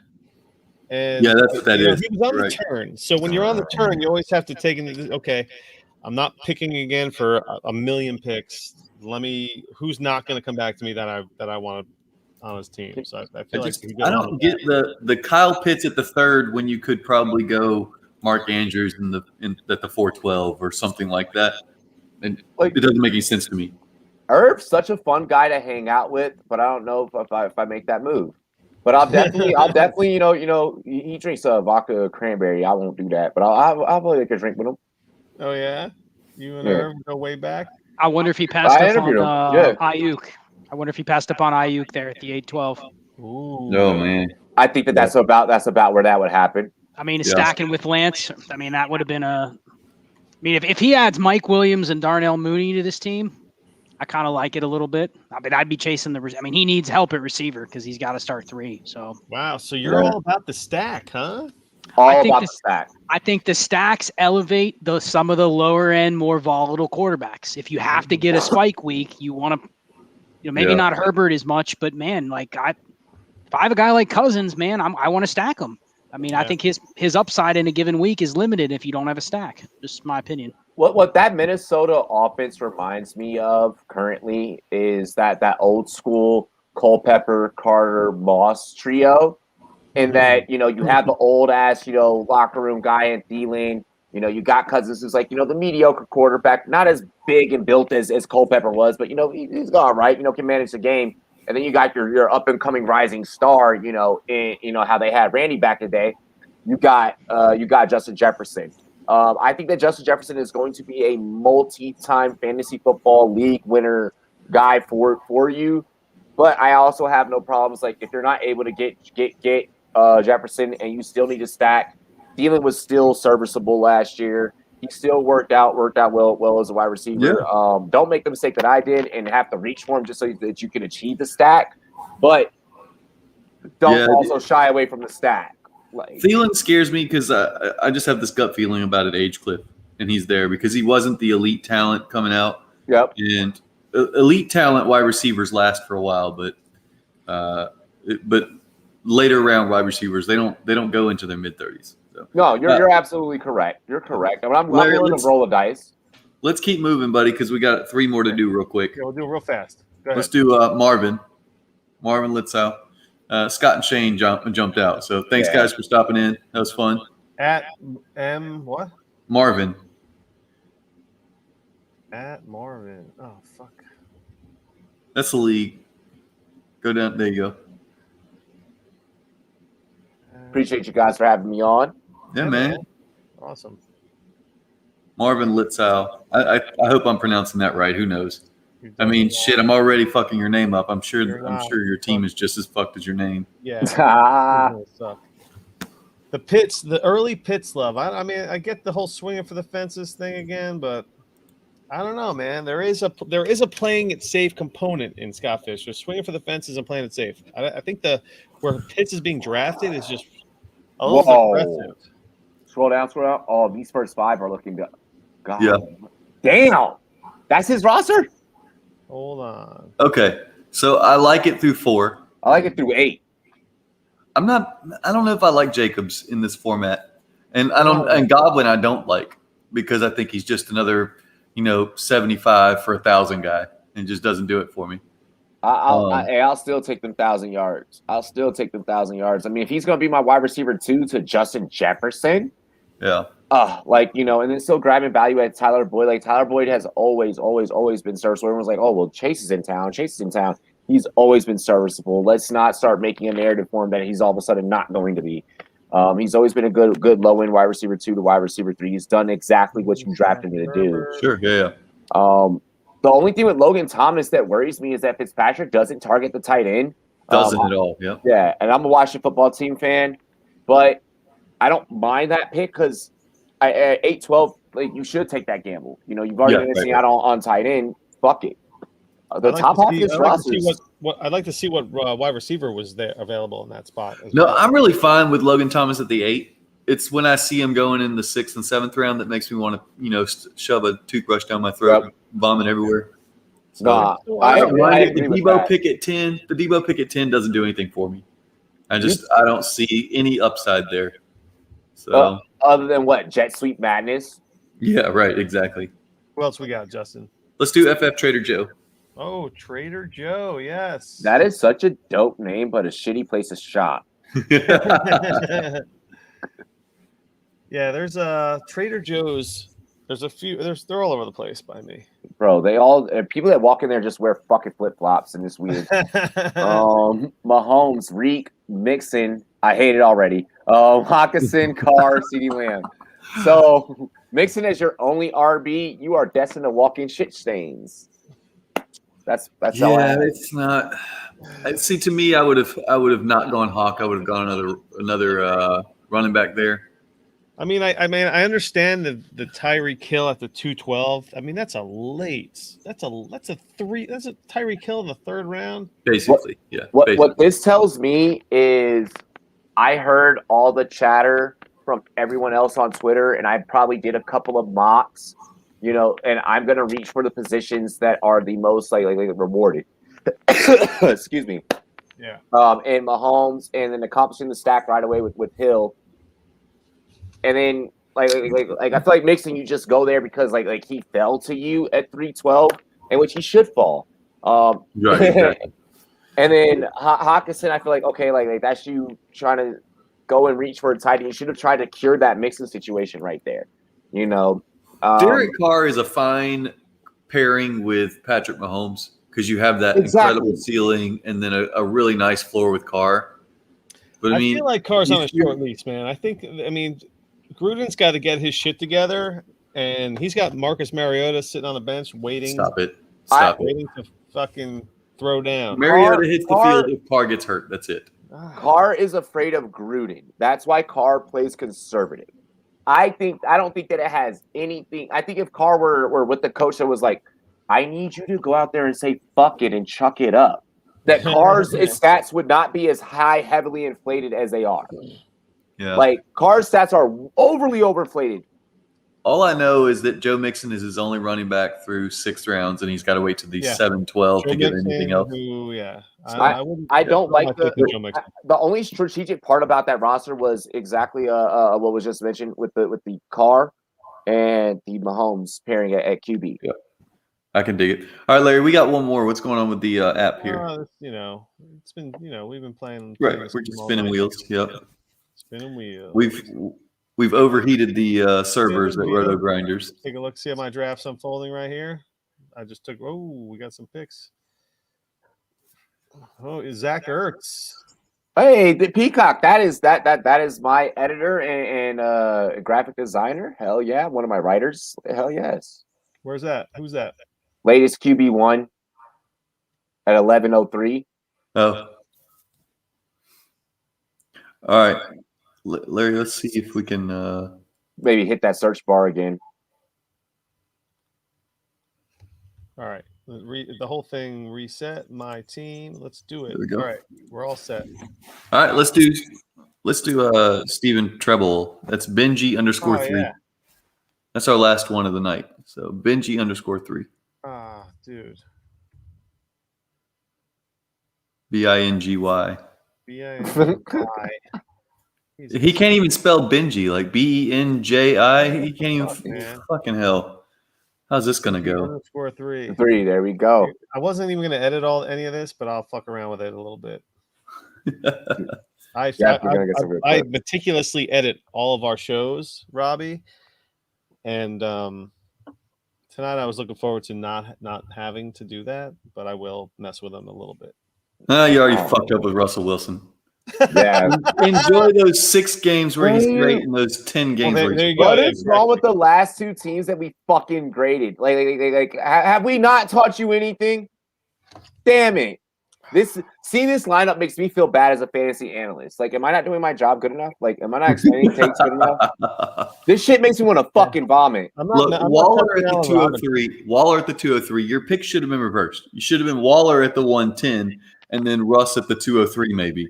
I don't know what the hell. You got lucky that you got lucky that even happened. And then Cam Akers said, this is all luck. This is all luck. But then, like, Allen Robinson at the 410. Why? Oh, well, I mean, because no matter who has been his quarterback, he catches anything and everything. But I mean, like, even still, like, you don't go receiver this early, like that early. Like if you're going receiver in the first 4 rounds, it needs to be the stud wide receiver. It needs to be the Hopkins, Adams. I mean, our last team we looked at, Tyreek Hill was the 212. Bro, I'm guaranteeing you. I mean, this is a different league, obviously, but it was like another 2 rounds, and that's the difference between Tyreek Hill and. I'm guaranteeing you there was another running back available at that 410. You cannot tell me that there was not another running back that he could have snatched up. Yeah, exactly. Yeah, and then just hammer wide receiver at like the 6'10", 703. Yep. 8'10. No, there's no rhyme or it seems like there's no rhyme or reason to this build. Which is okay. I guess you never know. Like it's not the players that's the problem, right? The players that he has together as a whole are great. It's where you pick them. Will this roster still turn out successful? Probably. But you're drafting against a bunch of people that I wish I was drafting with. Yeah, I knew I should have been in the Beatles division. A whole lot of luck is happening. Who are you taking instead of Russell Wilson at that 110? Darren Waller. Yeah, Waller. 2-3. Honestly, I'd rather pass on Russell Wilson and then go Aaron Rodgers. So I've been in the SFB, I think about 3 years. 4 years, okay, same, yeah. And I've had Russell Wilson. I've had a great team with Lamar Jackson and Russell Wilson. That's why Lamar Jackson is a great Scott Fishbowl quarterback. Oh, yeah. He was 2 years ago. Completions, he doesn't throw interceptions, and you get all that rushing yardage. Right. Russell. So I had a very competitive team one year with my two quarterbacks were Wilson and L-Jax. And they were just tearing. They led the team. They were the head of the dragon, and they were just breathing fire. The whole league. Yeah. And then all of a sudden, Russell Wilson just like a tire fell off his car. That was it, man. He was just like, that was it. Fucking dud. Russell Wilson just sucked. It was terrible, and it was just dud after dud after dud. So I was like, you know what? I guess I'm done with Russell Wilson. I'd rather roll the dice on somebody else that will probably give me a bunch of duds too, but it's not. I want nothing to do with Russell Wilson in anything but best ball. And I don't play best ball, so I guess I want nothing to do with fucking Russell Wilson. Bro, I got hit up for a best ball podcast. They were like, oh, well, would you like to come on our podcast? I was like, I'm sorry. Not really what I know anything about. Yeah, somebody asked me, I'd be like, what do you want to hear? Okay, I want to take Will Fuller, Russell Wilson, and Robert Tonyan. Okay, cool. I'll see y'all later. Dude, if he wanted to go QB at 110, there had to have been. I mean, I don't know. There had to have been better QBs. Or somebody. There had to been better QBs, especially with the way that this scoring system. This scoring system honestly rewards the card breakers in the industry, right? Because those guys are constantly, flipping the back end, like staring at stats all day. Right. You know, if you love completion percentage and in high QB ratings, there was other decisions that could have been made if you wanted to go QB at the 110. Exactly. I wholeheartedly believe that. Like you had to. There are other options. But here's the issues. He's going to have Russell Wilson with his up and down weeks. And then when he goes to his next QB at the 6th or 7th round, God, please to get a fucking QB in the next couple rounds. Don't fuck this up. He's going to still be picking another guy who's going to be really volatile. So he doesn't have a QB floor now. He doesn't have a guy that's going to get 18, 20 points. He has to lock in on like a Trey Lance or something. So when Russell goes out and Trey Lance is rising, boom, they could just swap him out. He's put himself into a position where either it's going to be QB or it's going to be RB. And he has to make those two decisions within the next two picks. So he probably goes QB and then RB next. He has to do that. He's lucky he'll end up with the fact that he has two tight ends now, but only one QB and one running back after 5 rounds. He's punt receiver. Punt receiver. There's about 36 serviceable running backs that you can draft from. There's about 112. Yeah, Allen Robinson should have totally been a running back. At this point, ignore wide receiver for 2-3 rounds. Just don't even fucking bother. I would have loved to have known what that 410 could have been. Especially if you got Mark Andrews at the 5'3", which I think is... Well, he took Allen Robinson as the wide receiver 9, so I already know that there's a bunch of players that he could have taken over him. Terry McLaurin, fucking... Oh, God. Yeah, there's definitely options. Well, he could have waited... was probably still on the board. He could have waited till the 6th round and got one of the Woods, Cup, et cetera, that everybody's been taking in the 6th round. He took the tight end 2 and tight end 6. Wow. I love what happened in his draft, but I want to see what was available in mine. Let's see. In the 6th round, Godwin got taken. I mean, what's the difference between Godwin and Allen Robinson? Whatever. Exactly. Deontay Johnson got taken at the 7th in mine, which is about right. You know what? He's going to have to reach. He should probably reach for Justin Fields. I'd go McLaurin over Robinson. He should totally reach for Justin Fields, but seeing how he built this shit, there's no chance that he's going to fuck that up and take, Ben Roethlisberger or something. No. That's what he's going to do. You guys saw his lineup. Come on, Steven. You can do worse than this. We have confidence in you. Let's go with Steven. Well, all right. Well, that's our list, man. That's it. We did it. We covered everybody. Let's look at let me make sure. Let's look at Mickey D's real fast. See how he's doing. Yeah, I was putting stars next to everybody, and we have hit everybody. So, all right. All right. So you pull a Ryan, dude. If y'all want to keep pulling up rosters or whatever, I'll fucking I'm good. I'm good to go. Here's Ryan McDowell, the great Ryan McDowell, former guest of the show. Yeah, as I was saying, Ryan, fucking homie, dude. So look at those two QBs right out the gate. I like that. I don't know about like the Swift thing, but bounces back really well with a lot of upside at running back at Williams and Dobbins. He got Yeah. Adams at the 401. I like that. Yeah, like I'm not pissed. I don't really Yeah, have kind a of joke. chalky, I mean, who knows? Brady seems. I mean, and that's the thing. These You have to super go with flex the goat. drafts, these super flex redrafts in July, the quarterbacks don't fly off the board. I mean, obviously there's a ton of leagues within the Scott Fish Bowl, so there are going to be, a couple random leagues where a quarterback just goes off. But from a majority of these leagues or these divisions, the quarterback is not going off. 212, the QB 11 at the 212 in a super flex. I don't know. No, I honestly, I'm not hating this lineup. It's fine. Yeah, I don't know about Brady that early. He's got 4 unproven running backs. His entire running back room is not. but done they're it. gonna I don't feel the same Like way about Flash. Swift. They sure have flashed.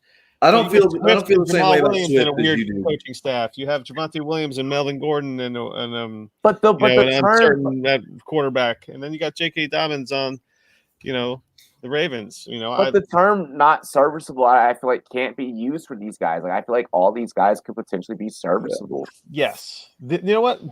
Ryan did a good job with the end of season. Yeah, playing just well enough.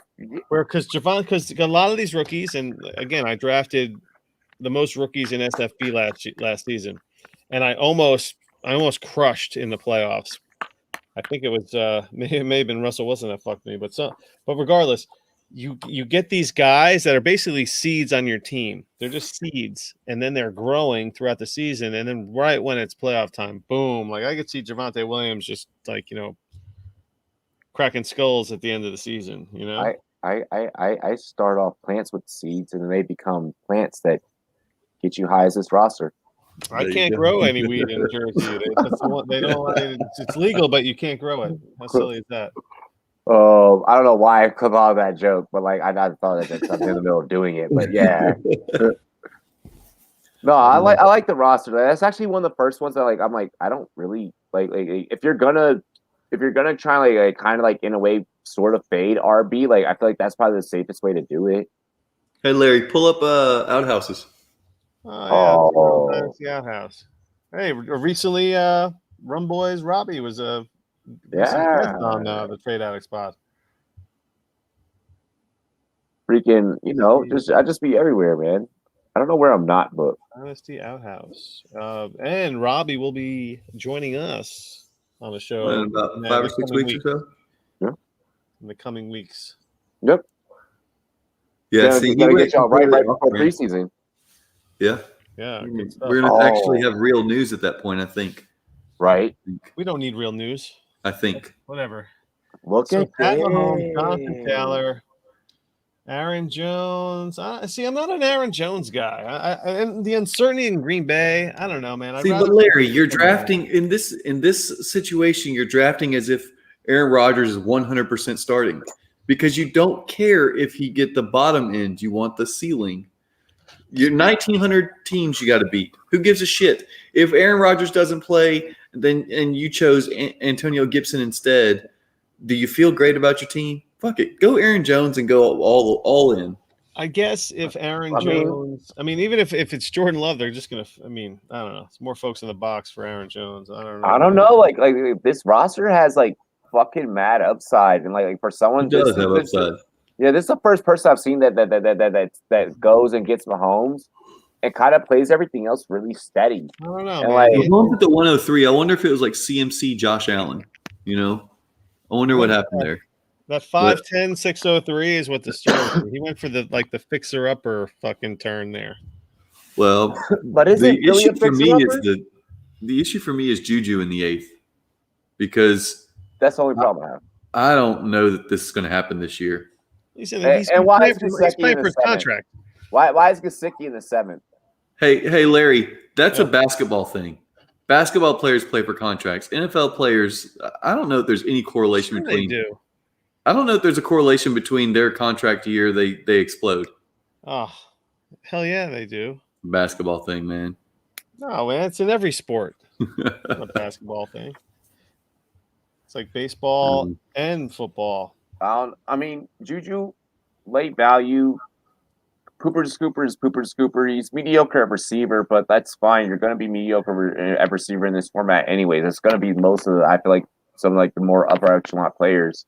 I bet you CeeDee Lamb was available at that 5'10", and he went Wentz and took Cooper, where he probably could have went CeeDee Lamb and then took Wentz on the way back. I don't think that in SFB there's a possibility of trying to take a player on the way back. I've tried that, and that shit can bite you in the ass. You know? It bites that snipe. Yeah.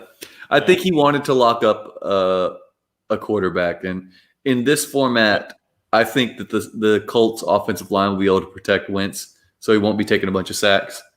And so I think he's going to score better than obviously what he did. God, he's got to score better than what he did last year. Fuck yeah. But Nice. I like Outhouse's roster fine. Well, you know what? Let's take a look at Salito real fast, because he Oh, told us he was going to come. Yeah. He told us he was going to come on tonight. And Sal, what the fuck, man? Where the hell are you with your voice? I told you to gargle some honey. Maybe you took my advice and you choked to death. But fucking love Sal. Yeah. oh, Pat Mahomes. Oh, everyone's getting JT. No, this is in the late this is the same roster. You're looking at it's the roster. It hadn't loaded. Yeah, I yet. didn't load it yet. Oh, Take a deep breath. That's like watching a replay and thinking that it's like the real It's game. the new shit. real Yeah, game. right. Man, they ran the same play and got 20 yards again. You're jumping up and they're like, that happened already. Yeah.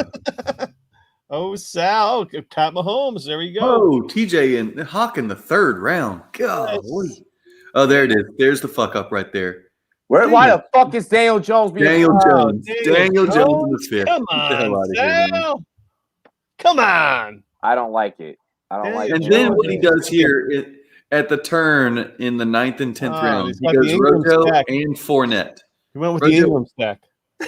But Rojo and Fournette, way to limit your upside on He that one. stacked his Tampa Bay running backs. Yo, hey, listen. We only get cocky, okay, when we know that for a fact, like we can just probably build up enough points throughout some weeks. Like if you're gonna just say fuck them whole bye week, like I get it, but like the Rojo Leonard, like that's just like I don't. So he's that's got like, Godwin, Rojo, and Fournette.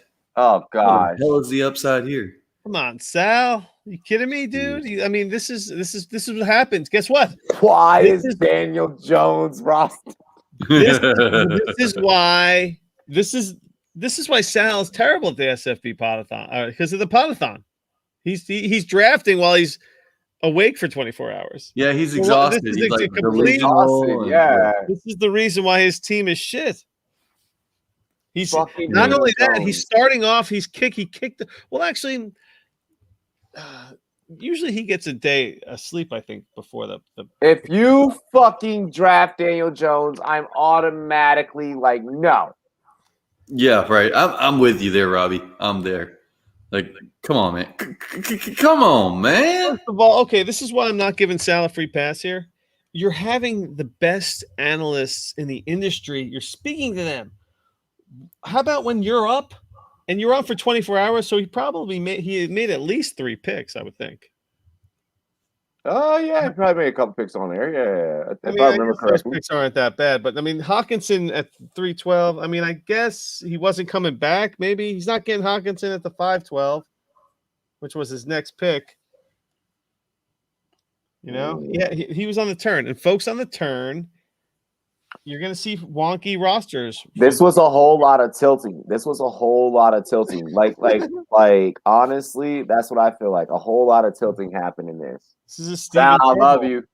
This is a Steven Treble roster, right, Justin? Which, Just a willy nilly, yeah, well, all over the place. it didn't. Yeah, I see what you're saying now. It doesn't make much sense. It's But like, it oh, I makes see this guy here. I think I like him. I'll just take him. Danny Dimes. I mean, who the fuck did he take? I would the 512. I wonder if Derek What? Carr was available Give there. me a fucking dry piece of bread at 512. Shit. I hate that. Sal's I don't never like coming this on my role. show now. He's gonna be like, "Fuck Robbie." No, Sal will never turn down. Well, he turned out. He didn't turn down tonight. He's nursing his voice. Justin was a little aggressive in the chat with him. I feel like that scared him away. I was in roast mode at like 1 p.m. today, man. I was ready. I was ready to roll. He You said were something like his voice was hurting, and I said, "Well, that's good for everybody. No one wants to hear you talk anymore," or something like that. Let me see another. I'm ugly trying to get roster. Sal on the show, and Justin's like, "No one wants to hear you anyway." Fuck. Oh man! Gotta I love just being in this updated his. industry. I know just updated his HQ1 trade bait, and it's every player on his team. Who did that? Outhouse. Oh, nice. All right, one more, and that's it, or no? Yeah, I'm down for one more. Let's hear one more. Who you thinking there? Who you got? No one. How did How about Matthew Berry? Oh God, let's do it. Let's do roast it. Matthew Berry on the way out of this bitch. Yep. Let's see where he took Logan Thomas. See if there's any football team homerism. Come on, Roto Griner. I'd almost guarantee that Fitzpatrick is on his team, but let's see. I don't see. Fitzpatrick 101. I feel like we're gonna get Fitz tragic this year. I think this is the year. Don't say that. Don't say that. We're going. Don't say that because I got Terry McLaurin in too many places. It's tragic on a new team this year for the first time. Nope, we're going to the Super Bowl. Scroll back up and refresh this shit. The Super Bowl. Okay. All right, Robbie. Easy. I wish. You got that good stuff over there. I wish. I know. Check it I out. know. You want to know the longest wide receiver run was in the Rihanna division, 12 picks in a row. Well, they're just living under umbrella Ellas, huh? Just receiver umbrellas. 12. Oh my goodness. The most drafted teams, Dallas, KC, Rams. Least drafted teams, New England, Houston, and the Jets. Benny and the Jets. Sorry. Sorry. Man's league is the slowest draft right now. Really? Yep. I could understand that. All right. Let's refresh this. We're refreshed. We're going to go. Every step I take. What are we doing? Matthew Berry. Yeah, Matthew Berry, yep. All right. I don't know why it just. Okay, here we go. It's okay. I already know that Matthew doesn't like me, so whatever I say, fuck it. Why did you not like you? Isn't like Run Boys Robbie? Come on. There's Fitzpatrick.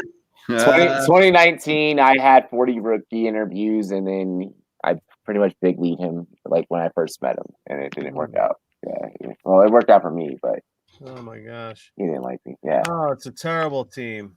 No, it's not. Lamar. It's not great. I'm not a big Chris Carson guy. I mean, they churn through the running backs in Seattle. I feel the same way Stop about it. it. Thielen, Sutton, Gamble. Fitz, there's your boy Fitz. I told you he was going to be on this roster. Not bad with a QB3, but I feel like 9th round for Fitz. I mean, yeah, you're definitely done with drafting a QB now. Like That's a reach on Fitz, though. He was I wonder what. He went QB 26. That's not a reach. All right. Yeah. I take it back. Fuck Sorry. it. His roster's normal. It's fine. I don't really love the Chris Carson pick. The rest of it's fine. Juju in the 10th rather than whoever it was earlier. I would have rather have gotten I would have rather have a quarterback in the 4-6 than Chris Carson. Yeah, I probably would do the same thing. But I like Chris Carson. It's okay. And I would have taken a big I don't know, Devontae. I don't know, the Eckler Carson combo. Is this fucking league just giving him like an okay roster? Like is everyone's like, oh god, I'm in a league with Matthew Berry? Yeah. Like we're also looking at rosters that are 9 or 10 picks into a freaking, like for 10 picks, it's not like I'm not mad at that receiving core at all. Like I'm like, it's because he had Adams, I'm fine with it. Oh. Like I'm not Yeah. mad at this roster at all. Like I was hoping And that that's the thing. It's a 3 quarterback start. You got to start 3. 3 wide receiver. Yeah.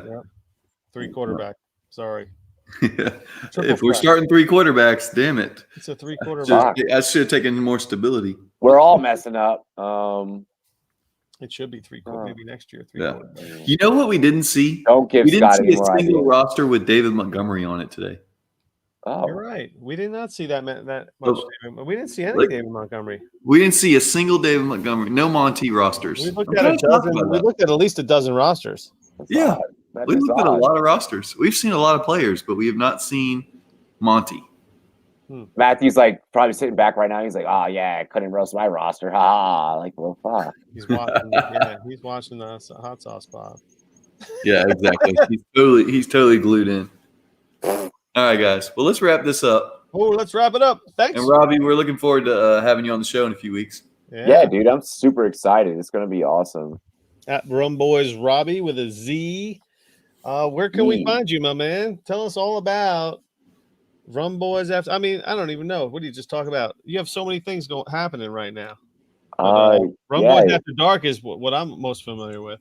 Yeah, Rum Boys After Dark, Friday nights, 9 p.m. Eastern. We're getting back into, our play-by-play Sunday mornings in FL AM. The fucking hottest, most DJing NFL pregame show, morning show for Sunday mornings. So move over. Everyone else that has a morning show or does a morning show that like ESPN, all y'all. I love y'all, but it's my time now. And yeah, man, we just out here being different. We just out here, doing what we do. Rumboys.com. Download the Sports Me app and debate me on the damn Sports Me app. I'm ready to fucking take on all smoke. And we'll get into all this. We'll get into all this stuff Yeah. when you are our guest in a few weeks. So Can't wait. that'll be exciting, man. So from me and Justin to all of you ready to rock and roll? Ready? Here we go. Thanks for listening to the Dynasty Hot Sauce Podcast. 1, 2, 3, 4.